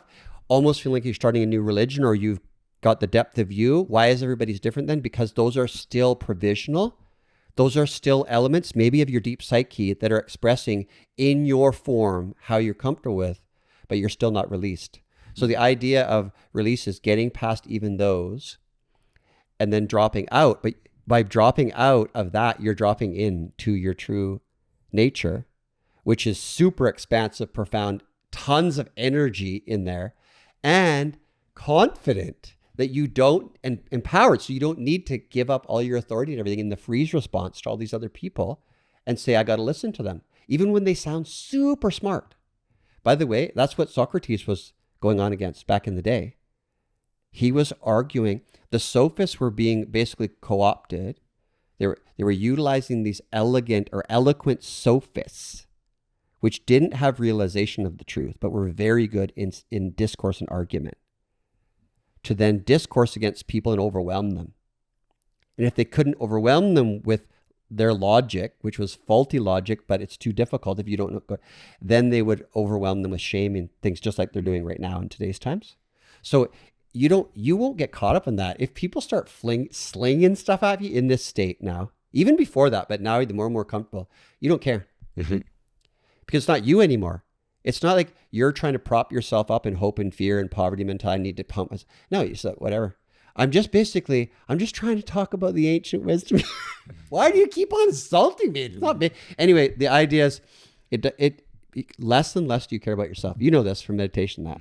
Then it comes into your life. If you meditate and then you go out, and it doesn't matter how long we've been doing it for, a professional meditator, they call them in the ancient tradition. Okay. They go back into life and they still freak out on this because they need to have an environment that is conducive to the meditation. That's why we talked about earlier, Roland McCready, Dr. McCready from the Heart Method, we talked about spit because he was hitting on meditation pretty good. But I know the type of meditation he was hitting on was, we talked about this. We said that a lot of times you go to these meditation retreats, and I gave the example of, there was this person really rude in a restaurant where I live, and I was there, and the owner of the restaurant was there, and I said, "Wow, that was so rude." And he goes, "Yeah, whatever happens all the time." He said, "You know who the rudest people are? Can you give me some insight onto this?" Because you knew I was meditating.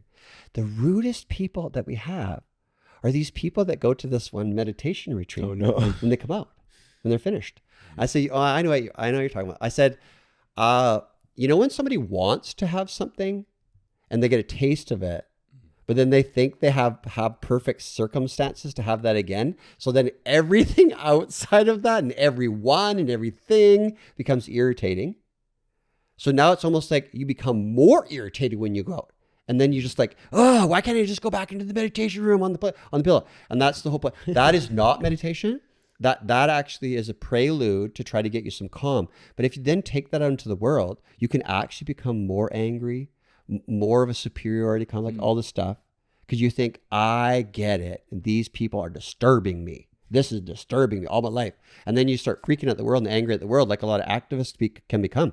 A lot of people, I think they start out with the right measures in the heart and everything, and then it just becomes about pride and ego and infatuation with their ideas, and then spewing at other people. And that is definitely not the ancient wisdom again. That's basically saying, they fell off. And then you have to feel compassion because they fell off. And that can actually be a barrier within yourself in your meditation practice as well, right? So that's something for people to know that are new to having a centering practice. That will happen too, right? You're gonna have those times where you're gonna like, why can't I do that? Why can't I feel like that? Why can't I be in that space I was in yesterday or 2 days ago or whatever? So you got to train your mind to ignore that as well, which is really, really hard, right? You know? Yeah. Okay, so then maybe that branches into the fifth one, in the metaphysic, which was the deepest aspect of what the ancient traditions were trying to basically point to.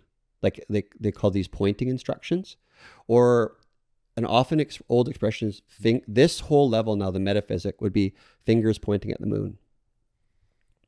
So your fingers pointing at the moon, and people mistake the finger for the moon itself. Okay. So the teaching is not the thing. The teaching is the skillful means or the method.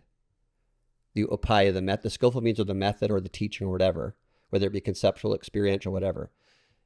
The meditation, the learning, the sound, all that are still fingers pointing at the moon. You're trying to work at it from the angle that someone's ready. You start where you are. You don't try to jump way ahead of yourself because it just fails, right? Mm-hmm. So then the metaphysic is about direct experience of the moon itself kind of idea. Like the moon on water. So imagine your mind is the water. Okay. And now even the analogy we've come through, the metaphor, is we're working towards melting the ice of mind into the great stream, into the river, into the ocean of mind, the depths, right? And then if it's super clear and still, the mind, which is what we were talking about too, when the emotional afflictions are dropping and sound is resonating through what we'll use as a repetition as the heart, is then the moon will reflect very clearly and precisely in still, clear water. And so that would be the metaphysic, is directly experience the inseparability of the reflection and the mind, the nature, the water, and the reflection are inseparable. And we're experiencing then direct, no interface, no elaboration and caging with concepts and labels and everything that takes time. We're directly experiencing. Athletes do this already. And anybody gets really good at something, say in karate or Tai Chi, all that, you're in the moment completely, and things appear almost supernatural to people watching people. That's what happened with the snipers, right? In the second gauge, the second one's when the microdose of psilocybin, go back to that one, is they had a faster reaction time, which is already amazing because these are highly trained, they're top of their game. How could it react more quickly? And then the ones that had a little larger dose of psilocybin, when they went through, according to the observers and the observation devices, oddly enough, because there's a limitation there, is it appeared that they were reacting before the targets popped up as a form of precognition, synchronicity, things like that happening. Things like that. But according to the snipers themselves, they weren't. They saw it popping up. So there's the idea is we're reacting outside of the constraints of concepts that we clothe onto our direct experience. We mistake the concepts and the labels that we create with the thing itself, the experience, the direct experience itself. So the idea of the metaphysic then is to go beyond thought. And then a lot of times they talk about the essential point of mind, say. The essential point is to directly experience this present moment of mind, meaning outside of thought. When you do that, not only are you calm, clear, and relaxed, the whole idea of who you think of as yourself can just snap out into into an entirely different reality, awareness, state of awareness. Not even a state, to awareness itself, outside of states of awareness, which would include mind. That would be, for instance, let's see, what am I trying to say? It's like a totally different experience. Not even experience, even beyond experience, but it is, you're right. It's hard to pinpoint this. Awareness itself, beyond all the constraints like thoughts, labels, everything else you put on it, every single being is alike and unified in this fashion. At the depths of who we are, what they were saying in the ancient traditions, and the true practitioners of the ancient ways, or the Dharma, the Tao, were pointing to this, is the idea of the moon reflected on water. And I could go into the deep science of this, and one day when I get in a consciousness and try to work through some of these teachings in the Indo-Tibetan side, especially, which I'm very familiar, and the Chan, the precursor to Zen, is that nobody's better than anybody else. At the level of the ultimate level of mind, the SOAR response, spaciousness, openness, authenticity, relaxation, is directly experienced, like you said, and realized as the nature of mind. All the thoughts and everything, all the extraneous things you think of as yourself, including your attachment to your body, your mind, your thoughts, your energy, whatever, those are all ways of attachment, and letting go and surrendering to a deeper part of self does not dissolve you into nothingness. That's ridiculous. That's somebody trying to conceptually breach into this that doesn't have any, because the fullness is there. The idea, when you say the idea of nothingness, that implies somethingness. It's a dichotomy. So you're basically trying to break out of the dualities of thinking. Thinking is a dual process, and it occurs in triplets. We already talked about this, right? There's the thinker, there's what is thought about, and there's the act of thinking. So they're related in threes. There's the experiencer, the experienced, and the act of experiencing. There's subject, object, verb, all that kind of, everything in the way we think with the little mind occurs in the triplets. But like our Triskelion symbol, the ancient power symbol, there's the three spirals looping off, or legs. Triskel means three legs, in motion. But in the center, it's like it's stationary, the triangle, and that they all appear from the center. So it's the three aspects that are included in the oneness, which is beyond one. Yeah, you know what I mean? It's okay. This is really cool. I think it's hard to put this stuff into words, though, too, right? Because it's like you get to, with anything, the more you study it or the more you learn it, you eventually get to the point where the light bulb kind of clicks, right? And there's no words for that, right? But you did have to go through a process to get there, right? So I feel like we're hitting on something here that is, again, a framework to conceptualize getting to a most pure state of almost anything that you're trying to do in life, right? Yeah, I'm having a hard time putting some words into Okay. it on the spot, but So here's a cool one. because it's hard to It conceptualize is. this And that's metaphysics the stuff thing. and We're to just put it in playing. words. Yeah. We're just playing with it. Yeah. Just like this whole thing. Is this word, the word Advaita, right? Okay. In Sanskrit. So the Advaita Vedanta, that's one form of non-dual type teaching. But Advaita means not a second. That implies that there's a first principle. Whereas Advaya, not Advaita, Advaya means not two. It doesn't really apply a one in that sense. If there's not two, what does one even mean? One's implying there's a first principle in something first, right? The other one's implying there's not even the one, because mathematics, which we hold as if it's like the gospel, is abstract. And by its very nature, there is no such thing as two of the same thing. That sounds ludicrous, but if you think about it, there is not anything that is identical to the other thing, or it would be that thing. So you can have identical twins, you can have two sticks, whatever, two balls, exactly. They're still different balls. They're not actually a one. They're a one that's not the same as the other. So the idea of mathematics implying that things are exact is not true. It's a convenient and provisional method of navigating the world in this level of observation. Remember, we talked about the world is basically a field of potential in relation to a mode of observation. So in this mode of observation, at this level of our sensual apparatus and the way we experience in thought, feeling, sight, sound, smell, taste, touch, all of that, we relate to it at a certain level. And so mathematics can help us navigate at that level of our level of perception. Right. Our paradigm. But once you start working with these sciences, which they're trying to do to go deeper and deeper and deeper, those no longer hold sway as truths. They were provisional placeholders to work within that framework. That's where some of these things that imply miraculous or supernatural powers to other people would just be some that are going deeper into themselves and don't even think of that. I have a superpower, and they're not thinking that kind of. They're just doing it. It's just an art form now. So this is what they're trying to teach you. The ancients were teaching things that would blow your mind. The first thing that I think people see when they start going into these deep practices are synchronous events. Mm-hmm. And you've experienced, and we talked about this, where you think, how does that number keep appearing all the time? Why does this keep happening? Why did I think that was going to happen? It happened. Why did I dream this? That kind of thing. Because that's natural when you're resonating more in the heart, which takes, again, practice, like you're riding a bike.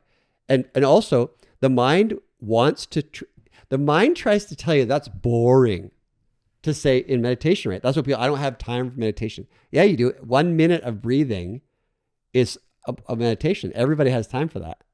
Oh, you know, one of the worst feelings, I don't want to say the worst feelings in meditation, but here's a feeling in meditation that is disappointing, is when you have a certain amount of time that you've allocated. You're like, okay, it's like early morning for me often, right? When I first wake up. Actually, Marcus taught me that, it was a conversation we had one time where I said, I have a hard time quieting my mind in the morning. So he said, well, maybe that's when you actually need to meditate then. And so I have done that now, and I meditate much more in the first thing in the morning, because I'm up early anyway, more than at night.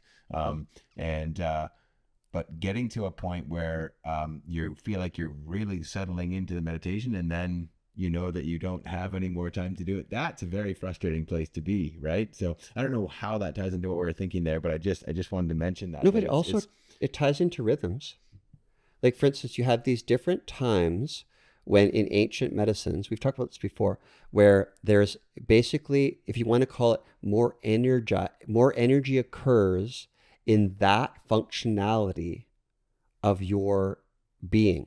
Like, because they talk about that you're built of solidity and cohesion, like earth and water, right? Say, for instance, in the Tibetan, it would be Beken. And then you're also a fiery principle, right? Which is your heat for digestion, and your hormonal, all that kind of thing. That's Tripa. And then there's the Lung, which is more like air or flow of energy in that. And at different times of the day, we know it too, even when we're sleeping, how the heat goes to your limbs and everything, that kind of thing, is you can tell when you're at certain states. And when you are in meditation at those times, really early in the morning, right? Your mind can either fly all over the place because it's more in that lung state of windy kind of activity, that's the time you can actually hone it in. You can, because you can see it more. You can see, that's what meditation does, or different forms of practices. It shows you what is actually happening when you still something and use a focal point, whatever it is. Breath is easier than a lot of other things. Use that as a focal point to still it a bit. Then you see the excessive erratic emotion, of thoughts and feelings and your body impulses, everything. You see it because you're aware of it.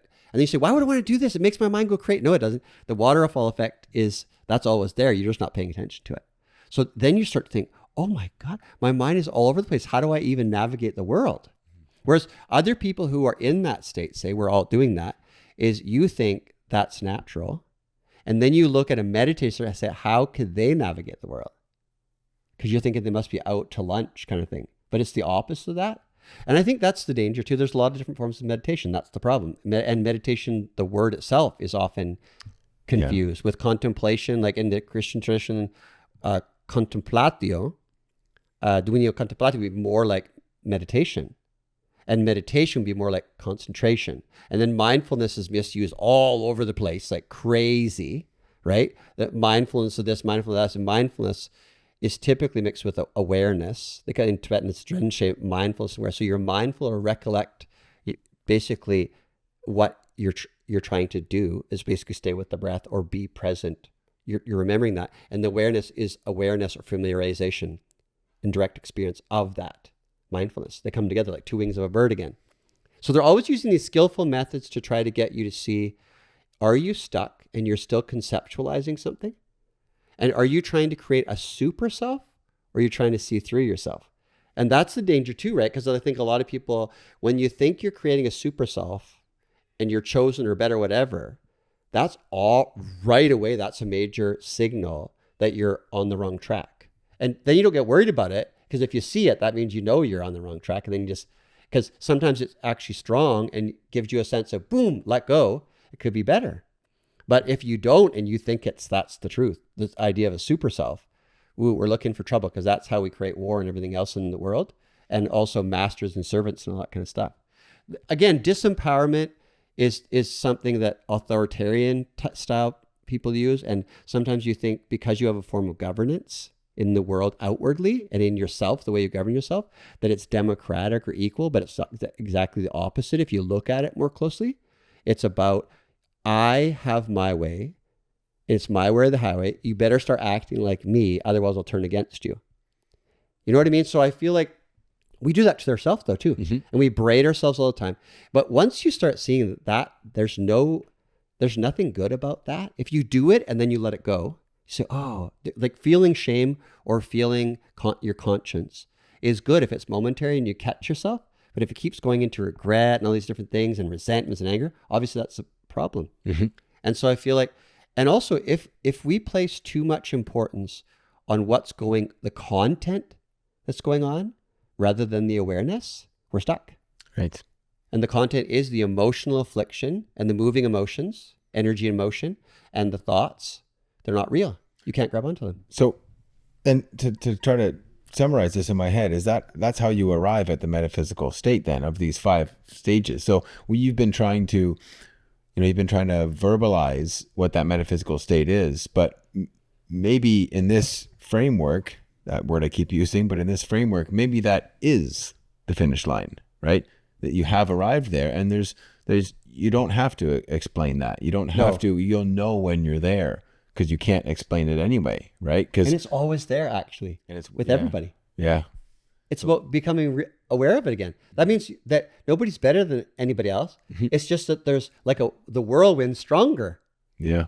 And the eddy, like the eddying stream's easy because you always see the eddies unwind, or the little spiraling things, they unwind. Then it was always the water. It was never anything but the water, but it was swirling as if it was a separate thing in the water, but it wasn't. Yeah. And you never know when you're going to find a gem from somebody either, right? Like I was talking to somebody yesterday, and what did she say? Trying to remember what she said, and it really struck a chord with me, right? And it was, gosh, can't remember what she said. But anyway, you just never know what stage somebody's at in that journey and what you're going to learn from them. And I'm having a hard time putting words to this as well to kind of wrap it up in my head, but it's But hyper-intellectualism is often a sign of not being able to let go into the truth. And so that's part of the whirlwind. And I think if people were to recognize this in today's times, it's essential, because a lot of times the so-called intellectuals are keeping everyone boxed in because it's very difficult for them to breach outside the box, the cage. Yeah. And they need to be recognized by peers and all this kind of thing. So once an intellectual realizes they're doing that to themselves, they've created their own prison through indoctrinations, through systems and of education, which we started with. That's when you can see some real movement in change of actually how to work in the flow and what's going on, rather than trying to control everybody and think they're better than everybody and everything they're saying is real, because it's an indoctrination. And I saw the CNN host, and CNN's noted for, crazy indoctrination styles of thinking. All of them are, all the mainstream media, even a lot of social media. But she admitted that, she said, you don't see any other viewpoints. So you think there are no other viewpoints that are even substantial or anything. They have any, they hold water. So then you really truly believe, because there's a block out of exposure to other ways of thinking. And this is the beauty of what's happening now. All the censorship mechanisms inside our own minds and the systems and everything, they're being broken down because they were built on a house of cards. Yeah. They were built on suppressing the 5 sciences of mind, the idea of the SOAR response, the eye of the storm rather than whipping, the idea that labeling is the opposite, hyper-labeling is the opposite of wisdom. When you're attached to it, you can use it as a skillful means provisionally, yes, but if you're attached to it as a true, that's just extremism. And then war and everything else is created by that. So the idea is, really intelligent folks, even if they're not realized, they know this kind of thing. So why are they promoting it? And then you got to think, well, for control, same things that we do inside ourselves. Why do we promote certain ideas that we don't really hold true in a deep level? Because we want to feel secure. You know what's interesting is that what we're talking about here is as people that are maybe like in the hyper intellectual realm, or they are somebody that goes down a path and they know they're kind of coming to the end, but they hold on to that so dearly. This is kind of just thought of this, like that can happen on an individual, or that can happen on a national, or that can happen on a global scale. So all these things that are happening in the world that you can see, that's reflected in people at the same time going on, right? So there's a tiny little scale, and then there's a micro scale, and there's a macro scale. And does that make sense? Like let me try to verbalize that maybe, but if that makes sense, there's always a point where you have to come to, and I think we've come to that in the world right now, especially after the last 5 years. A lot of confusion, things are going on, whether it's in your own life, or whether it's in any journey that somebody's on, or it's on a sort of a global consciousness scale. You've got to come to the end before you can realize, oh, that was the wrong way. Let's go back and start again, right? And I feel like that's kind of where we're at right now to tie it back to the natural health industry. That's kind of where we're at right now, right? Like we've gone to the health industry, right? We've gone down that pharmaceutical path, and now everybody's starting to slowly realize that, okay, we've learned a lot on this journey, right? But that journey, there's an end to every journey, right? And it kind of comes to an end. So I feel like that's kind of where we're at right now, is people are starting to be like, no, we got to kind of do a U-turn here and come back, and there's another pathway over here that we're going to explore. That's a little bit maybe off topic here, but I'm trying, perfect. There's a lot of we've talked about here, and I'm trying to conceptualize it all and tie it into like a simple way of, and nothing's really simple, but nothing's really simple, but everything can be simplified as well, right? So I'm just, do you see where I'm trying to go with that? I do, and there's 2 things I can touch on with medicine and education. Number 1 is we have been stuck in a paradigm for a long time by what I call the rogue teenager, rebellious teenager, that science that broke out of philosophy, discounted anything you can't talk about, awareness and everything else.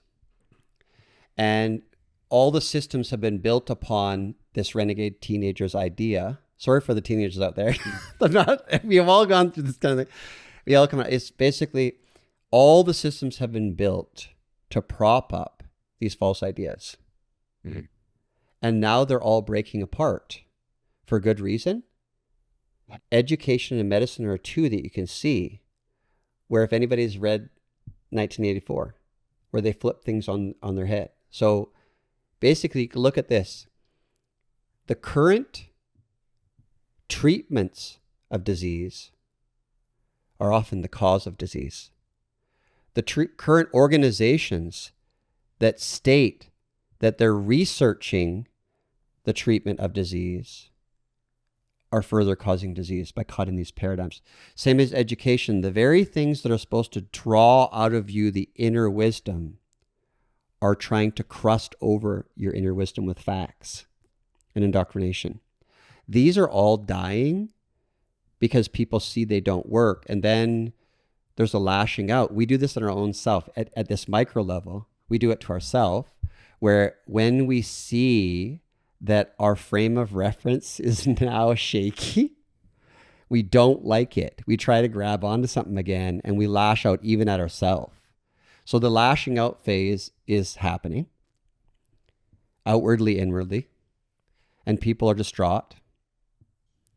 But this is even part of a practice at this deep level without all the worldly things happening. We can see it in ourselves. Are we lashing out? Are we afraid of taking another step? Are we afraid of making a leap outside of this paradigm we're stuck in that's no longer serving us? Stress does it all the time. We habitually react instinctively in ways that are not helpful. And they're not the same way that happened before that we learned. The circumstance might resemble it. We react the same way. Obviously, that old saying, if the only tool you have in your toolkit is a hammer, everything looks like a nail. And then it's problematic. So I feel we're breaking out of that. That's exciting, but it's also unnerving for a lot of people. That's where I feel like what we're talking about here. And I feel like if you go back to these ancient ways and what we're talking about, we're only sharing just ancient ways. We're not reinventing the wheel. We're trying to share in what the best way we know how is apply that to what we've learned again. Intense ways. Yeah, to apply those, to take what we've learned and what we've experienced in the last, well, I guess we could loosely say 100 years maybe, right? And then apply that now, right? We knew these things worked before, so now let's take what we've learned here and let's layer that on top and see how it can kind of melt through and soften all that stuff up, right? So then it's like momentum. Mm-hmm. It's momentum with then a leap of confidence at the end. So everything's leading you to a leap outside of the way that we're trapped in whatever system. All of us, we're trying to help each other, get some momentum together. There's force and energy and impulse in that. And then when we talk about this, if you just summarize all this, we're talking about even the 5 layers, like the art level of us, the healing, the sound, the language and logic, and the metaphysic. Is my first teacher was a Chan teacher out of Taiwan. And again, this is just the way that helped me, because there's so many different ways to the way, so to speak, is he said the task of the master, which if you think of yourself now, if you think of the heart now as your true master, not an outward person or a thing or a lineage or anything. Those are all helpful devices helping you, and they can be very helpful. Very helpful. Trying to create your own device out of a whole bunch of different structures is usually an ego game. Like, I'm going to take a piece of this, piece of that, piece of this to have your cake and eat it too. So say you stay within a lineage and really practice it properly. The lineage's goal should be to jump beyond the lineage, because all the teachings are to get you to the edge of the cliff and to take the final leap, which is into the heart, kind of, so to speak, as a metaphor. Okay, yeah. So the inner master, the Satguru, is the domain of the heart, the nature of the mind. And he said the task of the master, so again, the heart, is to locate the layer of the shadows of emotional consciousness. That's that afflicted part I talked about when we were talking about sound, the emotions that you're tied to and think they're real. So to locate the layer of the shadows of emotional consciousness and the entangling vines of subjective opinions. That's like cognitive dissonance, and that's the next layer and the 4th layer. That the disciple, yourself, has accumulated over eons, the momentum that brought you forward into this life. Because let's face it, it doesn't just start the way. You can't explain why people come into the world the way they are. Then science does not explain consciousness. So all the different ancients talk about science of mind, that consciousness is the deeper reality. Matter is like a crust. So get back to the task of the master is to locate the layer of the shadows of emotional consciousness and the entangling vines of subjective opinions that the disciple has accumulated over eons. We're at stage 4, and to cut them off root and branch. Like cut them off right at the base, so they're not going to grow back. And gradually the disciple, yourself, the deeper part, arrives at the point where hanging from the edge of a cliff, let's go. So in other words, you're going beyond the teachings of any deep lineage, including yourself, which you have within you. These are teachings you have within, expressed in different forms of lineage or expression, but they're already there to access in everyone, in all different forms, because we're all different, different aptitudes, that to release into that. And that's the practice part that you can't put to words, because they're not meant to be put to words. And if you try to put it to words, you can often formulate basically a prison for yourself right near the end, where it's even worse. Yeah. So that I feel like that was Master Sheng Yen. The way he stated that and put that into words for me is deep, because it works with any different tradition, to take that in as an impulse to get back and be empowered by the 5 sciences in that eye of the storm response. And to me, why I want to share this, why we're sharing this, I think you and I, is we're actually doing the meditation. We all realize we have all these different habitual tendencies that we're working with, but that we want to be free of that. And that means that we have to break free of hope and fear and just release into ourselves. Then, oh my God, the sky's the limit of what we can do as a world, as a society, if we're no longer labeling and identifying and dividing each other up. So these natural 5 sciences we've just talked about, to summarize in one sentence, would be to find your true self. Yes. That would be the nature what of you're going mind, on that journey. Anybody wants to call it. It's basically, and then to live it. And to feel the confidence and to live then it, live because it, there's yeah. a community of people speaking about it. Why is that happening? Because the pulse is here right now that's coming through of the ancient way that's been suppressed forever. And the ancient way is like space. It allows for everything to happen and move through it and everything. So it's not going to come in and try to make you do things. It's allowing things to come through. And eventually the heat of the sun dissipates the clouds, and the blue sky mind is right there waiting. And the ancients are working with that. Isn't that cool? Yeah. Yeah. Hey, I'm going to finish on this. This is a fun little thing. So, we're going to get a little esoteric here, but that's okay. So a couple of nights ago, 3 or 4 nights ago, I think it was, my wife wakes me up at night and she's like, "Did you feel that earthquake?" And I was like, "No, I didn't feel that earthquake. No." And she's like, "Oh, I felt the earthquake." And she's a little bit lighter sleeper than I am. And I'm like, "Okay, well, glad it was just a small one." Right. And then back to sleep. Wake up the next day. She's like, "I want to see how big that earthquake was." I was like, "Oh, okay, yeah, let's check it out and see it." She's like, "Oh, there's no earthquake here." And I was like, "Oh yeah, well, I didn't feel it." So I don't know. You were the one that was awake, I guess, and felt it. And we'd been talking about, one of her favorite places is sitting on a sunny beach, right? And so we'd had some conversations about Mexico. There's a earthquake in Mexico that night. Oh, you're kidding. That's why. And she swears up and down that she felt that earthquake. Was that when we were there and there was the big No, this is like 4 or 5 days ago. Oh yeah, no, this is like 4 or 5 days ago. Okay. And it was super because she was like, no, I felt the earthquake. And she's not, she's a very down to earth person and everything. And it was just, I thought that was kind of a fun one to share at the end, because you cannot tell her that she did not feel the earthquake that night. And she felt it. Okay, so there's the idea of synchronicity. That's really interesting, because we're caught as space-time beings, as Dogen in Japanese, right? We're space-time beings. So we're spatial temporal beings. So we're caught in a linear progression of time, which is more like standard atomic physics, classical. We're moving for a state of time, and then there is space with things in it. But if you break free of the idea in experience that you aren't things occurring in space, we've talked about this kind of thing before, that you're more like, I'm talking about experience. I'm putting words to something. It's like a direct experience, or at least a taste of something for a moment, like in the zone with athletes, is you've broken free of the space-time boundaries, and it's more like space appearing as things, like the moon reflected on water idea we talked about before. So you're no longer constricted by, according to the experience I'm talking about here, constricted by the idea that you are a body. So it dissolves. People in meditation will know this just can happen. Or in athletics, lots of things, or in art, when you're totally immersed, it's like your body's gone, right? So that is definitely experience everyone can have. And then the other thing is the idea of time is fluid, because time requires space in order to get caught up in distances and everything in movement through time. So once you dissolve the body idea, it just happens, then time becomes much more amorphous and fluid.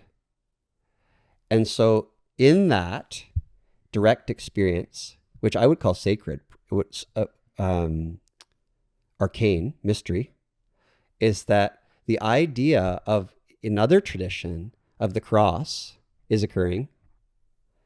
Say in linear time would be the idea of experiences like would be like the horizontal line. And then when it gets crossed, this is like outside of time, but they're together.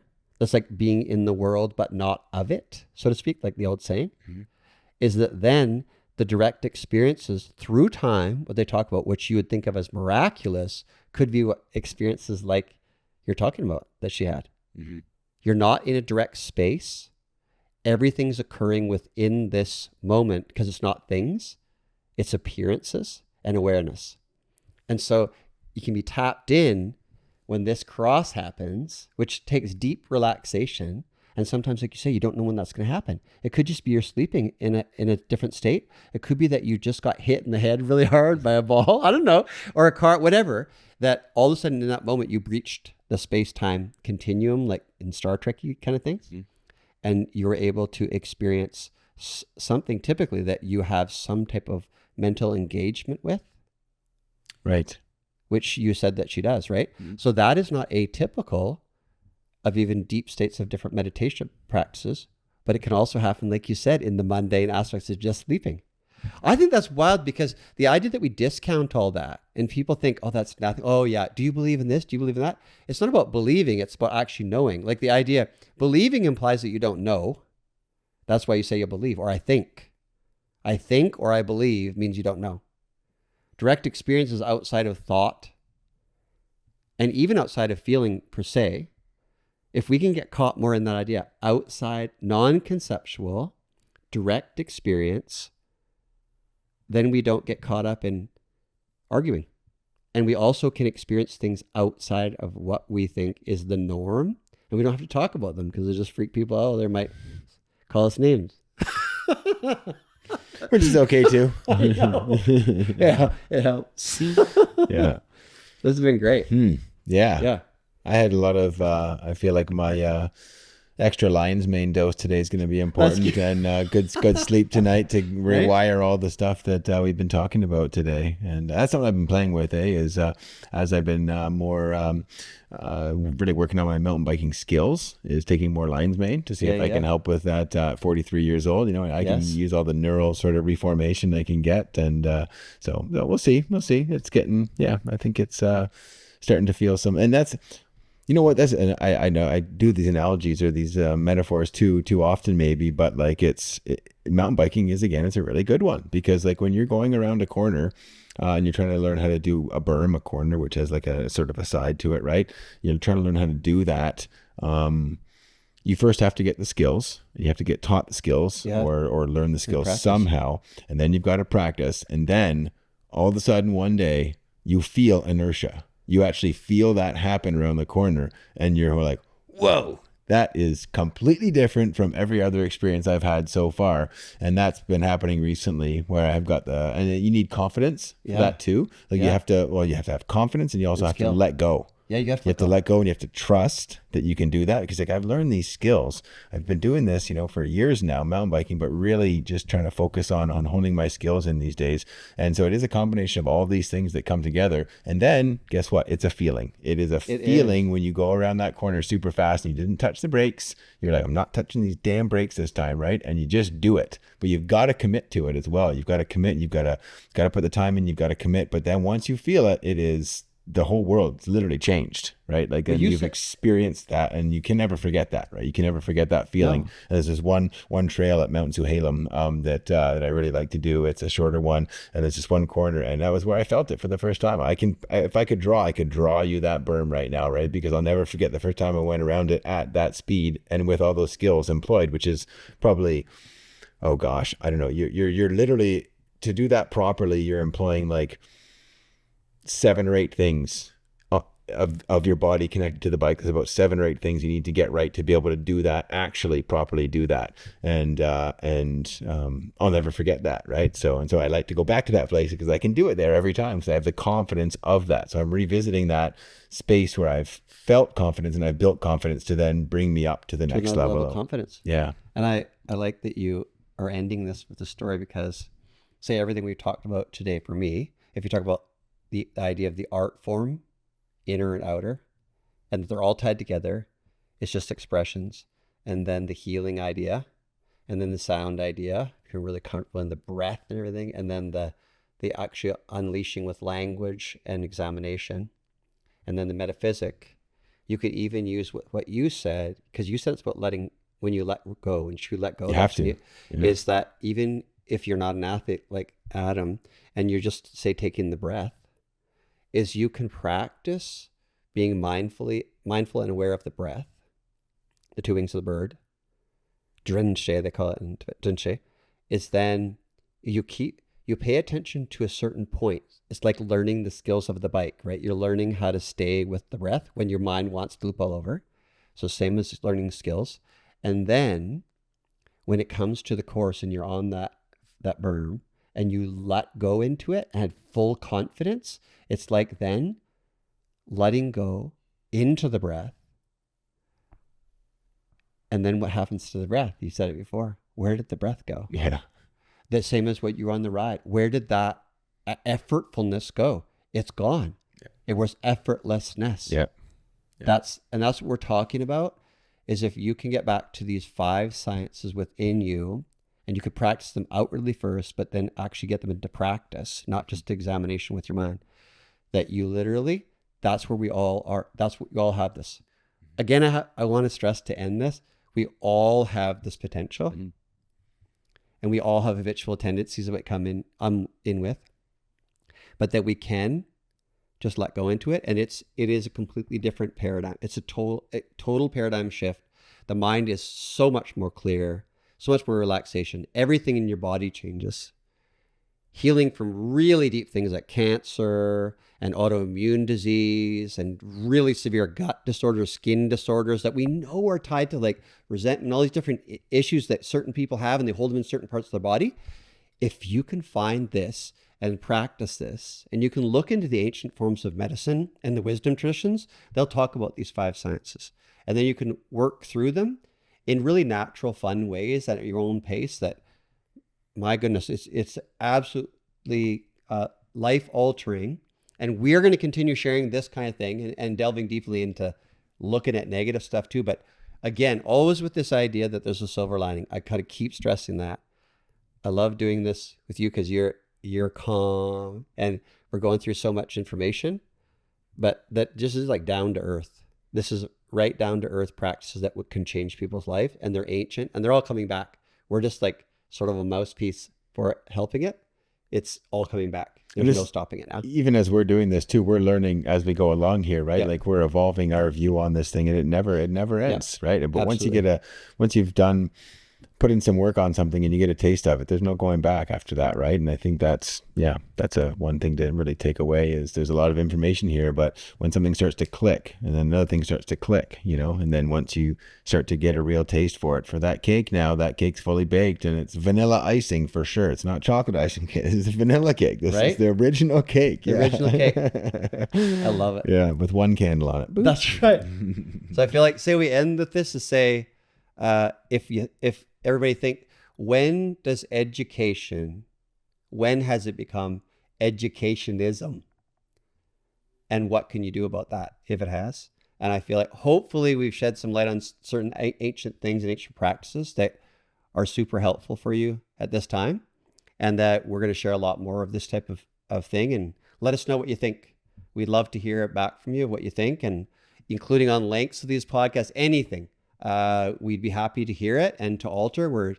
We're open to new ideas all the time. Yeah. So thank you very much for watching this episode of Swallow the Truth. Thank you. Cheers. Bye.